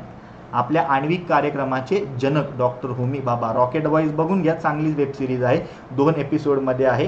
ज्याचं कोणाचं एअरटेलचं पॅक आहे तो आपला 700-800 रुपयावाला 84 दिवसाचा, त्याने सोनी लाईव्हवर जायचं, तिथे एक चॅनल सिलेक्ट करायचं, त्याच्यामध्ये तुम्ही एक प्रकारे आपलं सोनी लाईव्ह सिलेक्ट करा. सॉरी, तुम्हाला इथे जावं लागेल, सोनी लिव्हवर नाही, कुठे आपल्या एअरटेल एक्स्ट्रीमवर जावं लागेल. एअरटेल एक्स्ट्रीमवरनं तुम्ही सोनी लिव्हवर जा, सोनी लिव्हवरनं रॉकेट बॉईज बघून घ्या, एकदम चांगली अभ्यासाची वेब सिरीज आहे. ठीक आहे, मग तिकडे बघा, हे असं सुद्धा सांगून अनेक गोष्टी तुमच्या क्लिअर होऊन जातील. ठीक आहे, मग त्या माध्यमातून डॉक्टर होमी भाभा यांनी 1954ला हा प्रोजेक्ट मांडला, ज्याची सुरुवात 1958ला झालेली बघायला मिळते. आणि मग 1958लाच म्हणून डिपार्टमेंट ऑफ स्पेसला थोडीशी वेगळी रचना दिलेली होती. मग आपण नंतर पुढे जाऊन इन्कोस्पार बघतो स्पेसमध्ये, आणि इन्कोस्पारनुसार पुढे जाऊन आपण इस्रो बघतो 1969ला. हा पूर्ण क्रम आहे, ही पूर्ण रचना आहे, हे पूर्ण लॉजिक आहे, हे मी तुम्हाला इथे सांगणार आहे आपल्या बॅचमध्ये. ठीक आहे, हा प्रश्न या अँगलने सोडवणं अपेक्षित होतं. आता पुढचा प्रश्न एक बघा, हा सुद्धा सोपा प्रश्न आहे, मी तर म्हणेन एकदम इझी क्वेश्चन आहे, इझी क्वेश्चन. हा चर्चेतला मुद्दा होता मागच्या वर्षी, जे काही, किंवा मागच्या वर्षी सोडा, आपल्याकडे ग्रीन रिन्युएबल एनर्जीचं जे सध्या काम चालू आहे आपल्या नॅशनल लेवलला ॲज अ योजनांच्या माध्यमातून, तिथे आपल्याला कनेक्टेड सोलर फोटोवोल्टाईक सिस्टीम याच्याबद्दल आयोगाने, म्हणजे याच्याबद्दल गव्हर्नमेंटने वेगवेगळे नियमावली दिलेली होती. तो चर्चेतला मुद्दा होता, म्हणून हा करंटचा प्रश्न इथे आलेला आहे. ठीक आहे, आता सगळ्यात महत्त्वाची गोष्ट, ह्या प्रश्नाचं उत्तर लॉजिकल कसं सुटतं बघा. तुम्हाला इथल्या इथे सांगतो, अनेकांनी ते लॉजिक कदाचित लावलं असेल, आपण ते लॉजिक बघूया. काय विचारले तुम्हाला, कुठली विधानं इथे योग्य आहेत असं इथे विचारलेलं आहे. आता फोटोवोल्टाईक म्हणजेच काय, युजली काय केलं जातं, सोलर फोटोवोल्टाईक सेल आपल्याला काय बघायला मिळते, जी सूर्याची एनर्जी असते ना, या सूर्याच्या एनर्जीचा वापर आपण कशामध्ये करतो, वेगवेगळे पत्रे असतील किंवा वेगवेगळे तिकडे सिस्टीम जनरेटेड जे काही आरसे असतील, त्याच्यातनं इमिडिएटली काय करतो, ॲज ए इलेक्ट्रिसिटीमध्ये करतो. आणि या इलेक्ट्रिसिटीमध्ये करत असताना आपल्याला कुठल्याही विद्युत घटाची गरज लागत नाही. सहसा त्याच्यासाठी विद्युत घटाच्या ऐवजी आपण आरशाचा तिथे कंबशनच्या माध्यमातून वापर करत असतो. आणि मात्र इलेक्ट्रिसिटी जी तयार झालेली असते त्याच्यासाठी आपण स्टोरेजचे लागत असतो. हा बेसिक फोटोवोल्टाईक सेलचा संकल्पना आहे. हे जरी ज्याला माहिती असतं तरी त्याचं पहिलं स्टेटमेंट इथे असा वाच लागतो, हा जो च आहे ना, हा च तुम्ही एक प्रकारे चुकीचा ठरवला असता. पण चला, ही एक संकल्पना आहे, इथे आपल्याला आलं नाही आलं, आपण पुढे जाऊया. काय आहे बघा, पहिलं स्टेटमेंट माहीत नाही, इट्स ओके. पुढे 1 किलो वॉट पॉवरची ग्रीड कनेक्टेड सोलार सिस्टीम उभारण्यासाठी 10 चौरस मीटर जागेची गरज असते. आता मित्रांनो, हे स्टेटमेंट असंच्या असं गव्हर्नमेंटच्या मार्गदर्शनामध्ये आपल्याला दिलेलं आहे. हे तुम्ही जर स्टेटमेंट बघितलं तर हे स्टेटमेंट आयोगाने आपल्याला बरोबर दिलेलं आहे. फक्त त्याच्यासाठी करंटची इन्फॉर्मेशन आहे किंवा सगळं जाऊ द्या. जर आपण इथे एवढी छोटी एनर्जी म्हणतोय, 1 किलोवॉट पॉवर म्हणतोय, मग उद्या उठून 1 किलोवॉट पॉवर जर ग्रीड कनेक्शन उभारायचं असेल, सोलार सिस्टीम उभारायची असेल, तर आपल्याला 10 स्क्वेअर मीटर लागणार आहे ना. मॅक्झिमम काय, मोठी काय, 1-2 किलोमीटरची जागा लागणार आहे का तिकडे, 1-2 म्हणजे एकरची जागा लागणार आहे का, मोठमोठे हेक्टर 500-600 हेक्टर लागणार आहेत का, तर अजिबात लागणार नाही, कारण एनर्जी कमी आहे. ठीक आहे, 10 स्क्वेअर मीटरमध्ये ते होतंय, संपला विषय. हे बेसिक आयोगाने दिलेली मार्गदर्शन, गव्हर्नमेंटने दिलेली मार्गदर्शन होती. पण मी म्हणतो चला, हे पण आपल्याला माहित नाही. तिसरं वाक्य वाचा, ही निवासी जागांच्या छतावर स्थापित केली जाऊ शकते, मात्र व्यापारी संकुलांच्या छतावर नाही. का मला एकच सांगा, काही घरांचे टेरेस वेगळे असतात आणि व्यापारी संकुलांचे टेरेस वेगळे असतात का? उगा इथे कन्फ्यूज केलेलं आहे. आणि उलट सांगायचं झालं तर एक वेळ निवासी छतांमध्ये याचा वापर प्रामुख्याने होत नसला तरी मोठमोठ्या व्यापारी संकुलांमध्ये केला जातो, कारण उद्या उठून त्या व्यापारी संकुलांमध्ये मग डायरेक्टली एनर्जी स्वतःमार्फत तयार केली जाते, त्याला एनर्जी बाय करावी लागत नाही. छतांवर ऑब्व्हियसली होणार. रादर एक प्रकारे ग्रीड कनेक्टेड सोलार व्होल्टाईक सिस्टीम याचा मोस्टली वापर एक प्रकारे कशाच्या उद्देशाने ह्या सिस्टीमची शोध लावलेला होता किंवा कशाच्या उद्देशाने ही सिस्टीम मोस्टली वापरली जात होती, तर व्यापारी संकुलांवर वापरली जावी म्हणून, म्हणजे त्यांचा तो कॉस्ट कटिंग तिथे होईल म्हणून. तिसरं वाक्य डॉट आपण लॉजिकनी सांगू शकतो चुकीचं आहे. क चुकीचा असलेला ऑप्शन शोधा. तुमचा एक ऑप्शन कट झाला. ही विद्युत पारेषण व वितरणामुळे होणारी हानी वाचवू शकते. आता मला एक सांगा, विद्युत पारेषण आणि होणारी वितरणामुळे होणारी हानी. आता जेव्हा आपण बघतो समजा एक प्रकारे अशी इलेक्ट्रिसिटीची ग्रीड लावलेले असतात बघा, ठीक आहे, या इलेक्ट्रिसिटीची ग्रीड लावलेली असताना ह्या सगळ्या गोष्टी अशा कनेक्टेड असतात. मग इथे कुठेतरी मला सांगा इलेक्ट्रिसिटी वेस्ट होत असणार आहे, ठीक आहे, इथे कुठेतरी इलेक्ट्रिसिटी वेस्ट होत असणार आहे. किंवा उद्या उठून कन्सिडर करत असताना इकडची जर मधली ग्रीड तुटली आणि हा जर खांबच पडला किंवा ही वायरच जर पडली तर आजूबाजूच्या लोकांना त्या इलेक्ट्रिसिटीचा धक्का लागू शकतो. मग उद्या उठून मला सांगा जर ग्रीड कनेक्शन जर आपण इथे ठेवलं, स्वतःच्या छतावर आपण केलं आणि त्याच्यामध्ये कुठल्याही प्रकारचा आपण विद्युत घट न घेता डायरेक्ट सोलर एनर्जीपासून आपण इलेक्ट्रिकल एनर्जीमध्ये त्याचं रूपांतर केलं आणि ते स्टोरेज नीट केलं, तर आपल्याला ह्याचा परिणाम कसा होणार आहे, कमी होणार आहे. किंवा ह्याचा एक प्रकारे इम्पॅक्ट असा आपल्याला कसा होणार आहे, कमी होणार आहे. म्हणजेच काय, ही हानी वाचवू शकते का? ऑब्व्हियसली हानी वाचवू शकते. म्हणजे क चुकीचं आहे आणि ड बरोबर आहे. म्हणजे ड बरोबर असलेले तर आदर आयोगाने ऑप्शन सर्वच दिलेले आपल्याला बघायला मिळतात. ठीक आहे, आता कन्सिडर करत असताना पुढे जाऊन आपण बघूया. आपल्याला एवढं कळालंय क चुकीचं आहे, ड बरोबर आहे. डॉट आता आपण बघूया. याच साठवणुकीसाठी विद्युत घट असावाच लागतो. इथे असावाच म्हणजे कंपल्सरी 100% असं सांगितलंय, परंतु 100% याची असाची गरज नाही. हा बेसिक आणि सांगायचं झालं तर हे फक्त आणि फक्त नॉलेज आहे. हे तुम्ही कुठल्याही पद्धतीने कन्सिडर करत असताना लॉजिकवर लावू शकत नाही. हे तुम्हाला डॉट जर सांगायचं झालं तर असावाच लागतो असं काही गरजेचं नाही. ए ही चुकीचं आहे. ए चुकीचा असलेला ऑप्शन कट करा. सी चुकीचा असलेला ऑलरेडी ऑप्शन तुम्हाला कट झालेला आहे. बी आणि डी मध्ये तुम्ही म्हणाल सर आता बी आणि डी मध्ये कसं कन्फ्यूज व्हायचं, ही डायरेक्ट जशी ही नॉलेजवाली बीट आहे ही तशीच सांगायची झाली तर बेसिक करंटची बीट आहे तसं इन्फॉर्मेशन मी तुम्हाला आहे तसं स्टेटमेंट मी तुम्हाला दाखवू शकतो. आपल्या गव्हर्नमेंटच्या मार्गदर्शनाच्या तत्वांमध्ये दिलेलं आहे. म्हणून डायरेक्ट ब आणि ड बरोबर. हा प्रश्न कठीण होता, मी नाही म्हणत नाहीये, पण ऍटलीस्ट मॅक्झिमम जर लॉजिक चांगले असतील आणि करंटचं तुम्ही बीट वाचत असाल तर तुमच्या ह्या प्रश्नांची उत्तरं सुटू शकत असतील. ठीक आहे, या पद्धतीने इथे जाणं गरजेचं होतं. प्रश्न कठीण होता, अनेकांना ह्या ठिकाणी सुटला नाही. इट्स ओके, काही प्रॉब्लेम नाही. असा एका दुसरा प्रश्न असतो जो आपल्या बाहेरचा असतो. आता भरती ओटी ऊर्जा संयंत्राचे 3 प्रमुख घटक कुठले? हायड्रो इलेक्ट्रिक पॉवर प्लांट तुम्हाला विचारले. आता हायड्रो इलेक्ट्रिक पॉवर प्लांट म्हणजे काय असतो? आता समजा असा एक डॅम आहे, ठीक आहे, असं आपण कन्सिडर करूया. असं आपल्याला एक प्रकारे डॅम बघायला मिळतो. डॅमच्या मागे काय असतो मित्रांनो? एवढा मोठा एक प्रकारे पाण्याचा साठा असतो ज्याला आपण रिझर्व्हर म्हणतो. ठीक आहे, पाणी साठवलेलं असतं. कन्सिडर करत असताना या डॅमच्या माध्यमातून पुढे जर आपण जाऊन बसलो तर एक प्रकारे कन्सिडर करत असताना प्रॉपर हायड्रो इलेक्ट्रिकची सिस्टीम लावलेली असते, ज्याच्यामध्ये ट्रान्सफॉर्मर असतो. कन्सिडर करत असताना जनरेटर असतो आणि याच्याही खाली जर जायचं झालं तर एक प्रकारे पॉवर हाऊस असतो. या पॉवर हाऊसला मागण्या रीतीने जर कन्सिडर करायचं झालं तर एक प्रकारे याच रिझर्व्हरच्या दुसऱ्या माध्यमातल्या पाण्याशी जोडलेला असतो. थोडक्यात कोयना जो काही आपला पॉवर प्रोजेक्ट आहे तो एकदा तुम्ही इंटरनेटवर बघा, तुम्हाला याच स्वरूपाची इन्फॉर्मेशन बघायला मिळणार आहे. मग सगळ्यात महत्त्वाचं म्हणजेच काय, आता एवढं आपल्याला कळतं भरती ओटीमध्ये पाणी आहे, ठीक आहे. संथ पाण्यामध्ये एक प्रकारे ही एनर्जी निर्माण केली जाऊ शकते का? नाही. भरती ओटी म्हणजेच काय, एक प्रकारे पाणी जातंय पाणी येतंय, पाणी जातंय पाणी येतंय. मग पाणी जर आलं तर तेव्हा ते एक प्रकारे संयंत्र फिरावं. त्या संयंत्र जेवढं फिरतं त्या माध्यमातून पॉवर हाऊसमधनं काय केली जाते? एनर्जी जनरेट केली जाते. म्हणजेच सगळ्यात महत्त्वाचं म्हणजेच काय, एक प्रकारे इथे असं फिरणारं टर्बाईन किंवा फिरणारं झोत यंत्र आपल्याला असणं अपेक्षित आहे. झोत यंत्र असलेला ऑप्शन शोधा. हाच तुमचं इथे उत्तर आहे. ठीक आहे, झोत यंत्राचा तुम्हाला एकदम इथे झोत यंत्र म्हणून मराठीमध्ये शब्द आहे मुद्दामून ठेवला आहे. इंग्लिश शब्द मी सांगतो आयोगाने आपल्याला दिलेला आहे. या इंग्लिश शब्दावरनं डॉट आपलं निघतं बघा. झोत यंत्र म्हणजेच टर्बाईन. आता जे तुम्हाला म्हटलं ते आपल्याला फक्त एवढं माहिती असणं गरजेचं होतं की बाबा टर्बाईन आहे का मला सांग. कारण हायड्रो इलेक्ट्रिक पॉवर प्लांटच्या माध्यमातून टर्बाईन असेल तरच एनर्जी निर्मिती केली जाते. संथ पाण्यात युज्युअली ती होत नाही, फ्लोमध्ये होतं आणि त्या फ्लोच्या माध्यमातून टर्बाईन फिरते, एनर्जी निर्माण झाली. झोत यंत्र आहे. फक्त क वाला ऑप्शन द्या. चला पुढे. ठीक आहे, फक्त क वाला ऑप्शन देणं इथे सर्वसाधारणपणे अपेक्षित होतं. आयोगाने हे उत्तर दिलेलं. 1 मिनिट थांबा, मी चेक करतो. काहीतरी चुकीची टिक झालेली आहे वाटतं. 2च मिनिटं थांबा.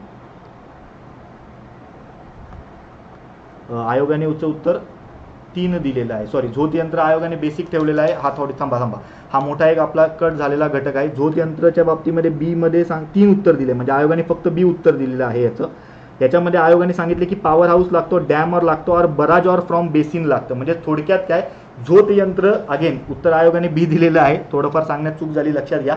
याच्यासाठी आयोगाने काय लॉजिक लावलेलं आहे, ऊर्जा केंद्र म्हणजेच पॉवर हाऊस. म्हणजे मी डायग्राम बरोबर सांगितली, कंटेंट बरोबर सांगितलं, फक्त उत्तर चुकीचं टिक झालं. 3 उत्तर दिले फक्त बीच्या माध्यमातून. इथे कन्सिडर करत असताना आयोगाने पॉवर हाऊसला कन्सिडर केलेलं आहे. त्यानंतर महत्त्वाचं म्हणजेच काय, ऊर्जा केंद्र. कारण उद्या उठून फक्त एवढ्याने चालत नाही, ही एनर्जी कुठेतरी साठवावी लागते. नुसतं फिरल्याने डायरेक्ट इथे एनर्जी तयार होत नाहीये, इथे ती कुठेतरी साठवावी लागते आणि तिकडनं मात्र ती काय केली जाते, नॉर्मल इलेक्ट्रिसिटीमध्ये कन्वर्ट केली जाते. आणि मग त्याच्याच बाजूला असे वेगवेगळे आपण मगाशी जसे काढले तसे काय असतात, आपले इलेक्ट्रिसिटीचे खांब असतात. ठीक आहे. दुसरा त्यांनी काय म्हटलेलं आहे, धरण किंवा मोठा हौद, रिझर्व्हेअर आणि डॅम ऑलरेडी सांगितलंय. म्हणजे बघा, डॅम असतो, रिझर्व्हेअर लागतं. धरण व समुद्राला जोडणारा जलमार्ग, हा जलमार्ग आहे तो. म्हणजे बघा, याच्या डायग्राम मी बरोबर सांगितली, फक्त मी झोत यंत्रामुळे मी कन्फ्यूज झालो. मे बी हा माझा सुद्धा 2022ला चुकलेला प्रश्न आहे. अनेकांनी सुद्धा हेच लॉजिक लावलेलं असणार आहे. पण उत्तर आयोगाने याचं फक्त ऑप्शन क्रमांक 3 दिलेलं आहे, फक्त बी. मी ते ॲक्च्युली याच्यामुळे कन्फ्यूज झालो आणि हे मी मुद्दामून ठेवतोय, कारण बघा साधी गोष्ट आहे, आपण कन्सिडर करत असताना कंटेंटमध्ये बोलतोय तरी एखादी चूक होऊ शकते. आता मला वाटलं तर मी ही चूक इकडनं डिलीट करून नवीन हा प्रश्न ऍड करून नवीन तुम्हाला सांगू शकतो व्हिडिओमध्ये, पण मी अजिबात असं करणार नाही. ही सुद्धा गोष्ट आपल्याला लक्षात राहिली पाहिजे की आपल्याला असे एक प्रकारे प्रॉब्लेम होतात जर आपण नीट प्रश्न नाही बघितला तर. इट्स ओके आणि दॅट इज कम्प्लिटली फाईन.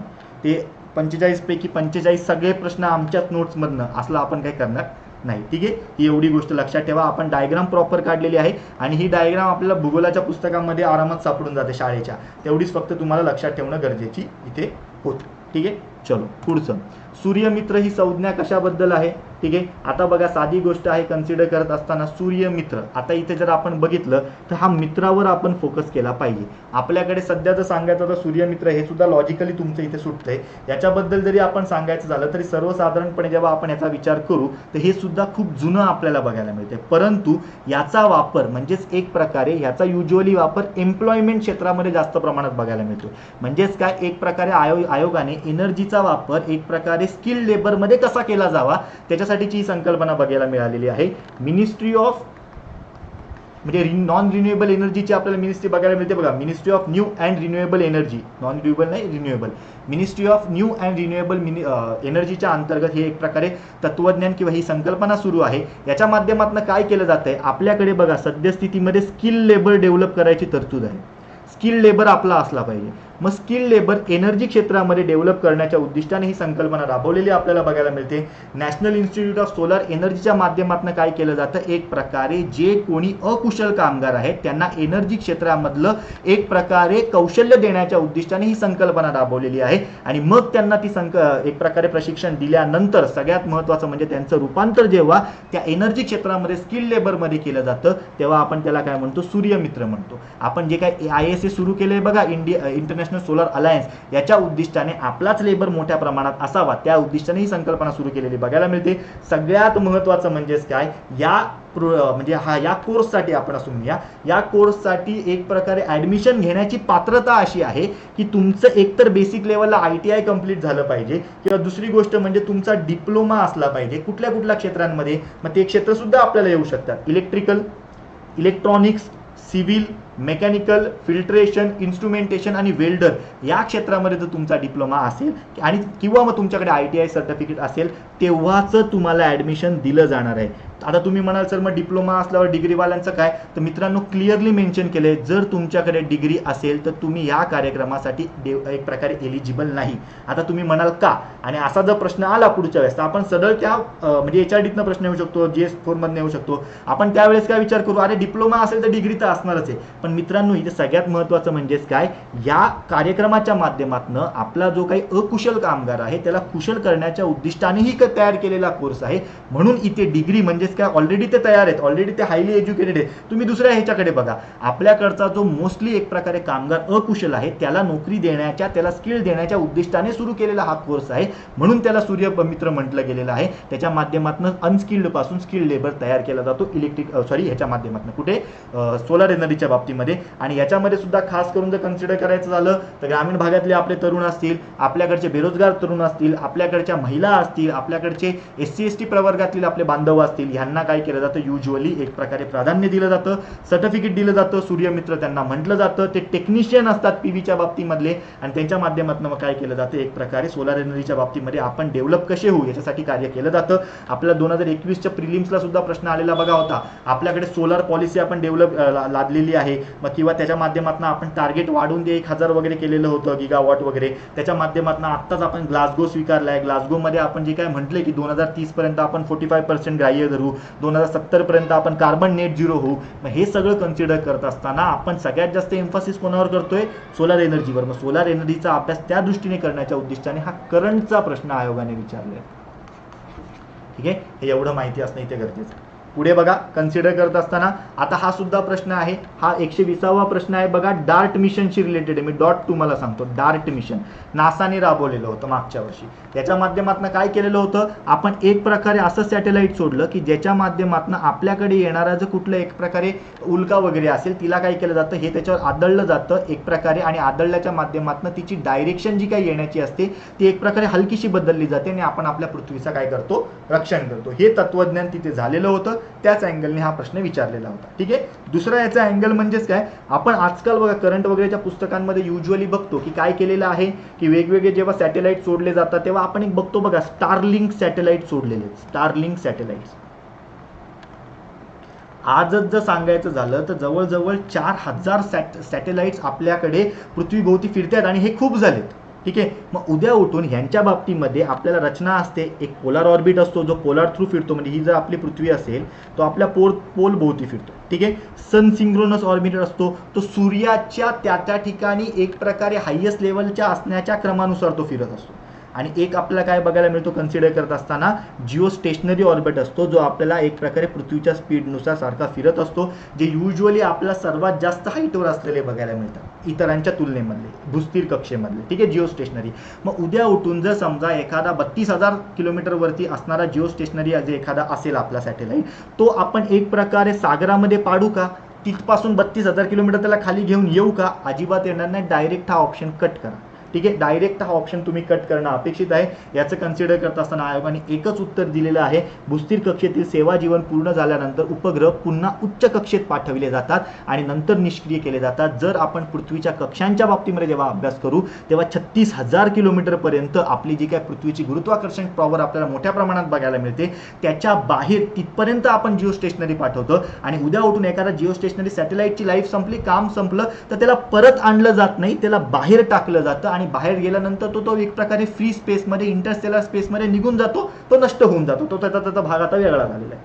ठीक आहे, ही संकल्पना त्याच्या मागे आहे. हा त्याच अँगलने आलेला प्रश्न, हे तुम्हाला आयडिया क्लिअर पाहिजे. आता मग एक प्रकारे भूस्थिर कक्षा किंवा हे बाहेर पाठवण्याचं काम कुठून केलं जातं मित्रांनो, तुम्ही शब्द ऐकलेला असेल बघा, सेंट्रिपिटल सेंट्रिफ्युगल फोर्स. ठीक आहे, मग उद्या उठून एखादा सॅटेलाइट जर 200 किलोमीटरवर असेल तर त्याच्यावर केंद्रापासून बाहेर जाणारी आणि गुरुत्वाकर्षणाच्या माध्यमातून केंद्राकडे खेचणारी एनर्जी जेव्हा इक्वल होते, जेवढी समजा आता 200 किलोमीटर हाईटवर जर एखादा सॅटेलाइट पाठवायचा असेल, त्याच्यासाठी केंद्रातनं बाहेर जाणारी एनर्जी 100 लागत असेल, तर गुरुत्वीय एनर्जी सुद्धा 100च तिथे ग्राह्य धरली जाते त्या सॅटेलाइटच्या टेक्निकच्या माध्यमातून. हे जेव्हा इक्वल होतात तेव्हा ते त्याच रेंजमध्ये मित्रांनो फिरत असतात. हे त्याच्या मागचं लॉजिक आहे आणि हे आपल्याला माहिती असणं गरजेचं आहे. ठीक आहे, हे तुम्हाला सगळं इथे सांगितलं जाणार आहे. हा आपला व्हिडिओ युजली आता 1 तासाचा वगैरे होत आलेला आहे. डॉट आपण सांगतो, बघूया इथे आपण कितीचा झालेला आहे. म्हणजे काय की आपल्याला जास्तीत जास्त वेळ त्याच्यामध्ये फोकस करता येईल किंवा त्याच्या माध्यमातूनच आपल्याला अनेक प्रश्नांकडे बघता येईल. 1 तास 11 मिनिटांमध्ये बघा आपण फक्त इथे 15च प्रश्न नीट घेऊ शकलोय. अनेक जण आपल्याकडे असे सुद्धा आहेत की ते 1 तास आणि 40 मिनिटांमध्ये सर्वच्या सर्व सायन्स टेकचे 45 प्रश्न घेतात, पण ते होऊच शकत नाही मित्रांनो.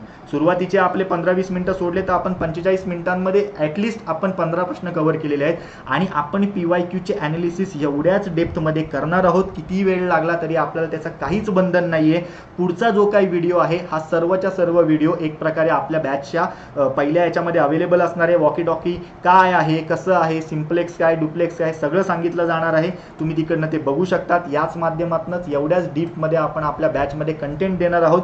किंवा एक प्रकारे हाच व्हिडिओ तुम्हाला पाहिजे असेल तर अजून एक मी पार्ट 2 बनवतो हवं तर, आणि तो सुद्धा आपल्या यूट्यूब चॅनलवर PSI बाबाच्या तुम्हाला मी अवेलेबल करून देतो, म्हणजे हा पेपर पूर्ण तुम्हाला मिळेल. परंतु 1 तासाच्या वर आपल्याला सुद्धा एक प्रकारे व्हिडिओ बघत असताना थोडे रिस्ट्रिक्शन्स येतात किंवा तेच आपण बघतो, त्यामुळे थोडे कंटाळवाणा कार्यक्रम होतो. पिक्चर सुद्धा आपण 40 मिनिटं म्हणजे कार्यक्रम वगैरे 40-42 मिनिटाचे असण्याचं त्याच्या मागचं तेच कारण आहे.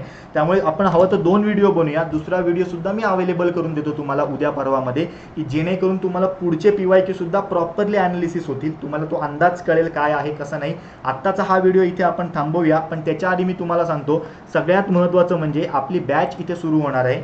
एवढ्याच इनडेप्थमध्ये सांगितलं जाणार आहे आणि बॅचची फी बघा फक्त निव्वळ 489 रुपये आहे. 489 रुपीज ओनली.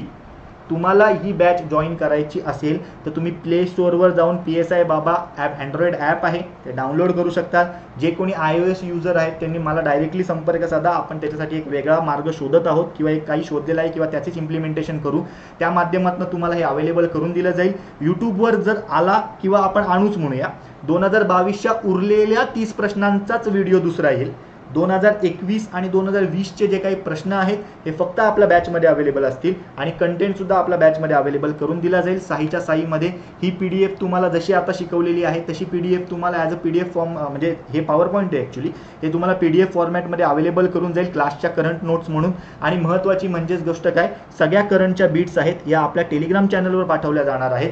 दुसरी महत्त्वाची गोष्ट, आपल्या बॅचच्या विद्यार्थ्यांना मग त्या करंटच्या बीट्सचा फायदा काय, सर्वच्या सर्व बीट्स ऑब्व्हियसली मी फ्रीमध्ये अवेलेबल करून देणार नाही, कारण मग तेव्हा त्याची व्हॅल्यू राहत नाही. सर्वच्या सर्व बिट्स आपण आपल्या बॅचच्या ह्याच्यामध्ये कंटेंटमध्ये ॲड करून देणार आहोत. आणि आपल्या बॅचच्या विद्यार्थ्यांसाठी सगळ्यात महत्त्वाची गोष्ट म्हणजेच काय, एक 15 ते 20 सप्टेंबरच्या दरम्यान आपण अजून एक लेक्चर अवेलेबल करून देऊ की त्या करंटवर प्रश्न कसा येऊ शकतो त्या माध्यमात. ठीक आहे, काही प्रॉब्लेम असेल तर तुम्ही या नंबरला डायरेक्टली मला कॉल करू शकता.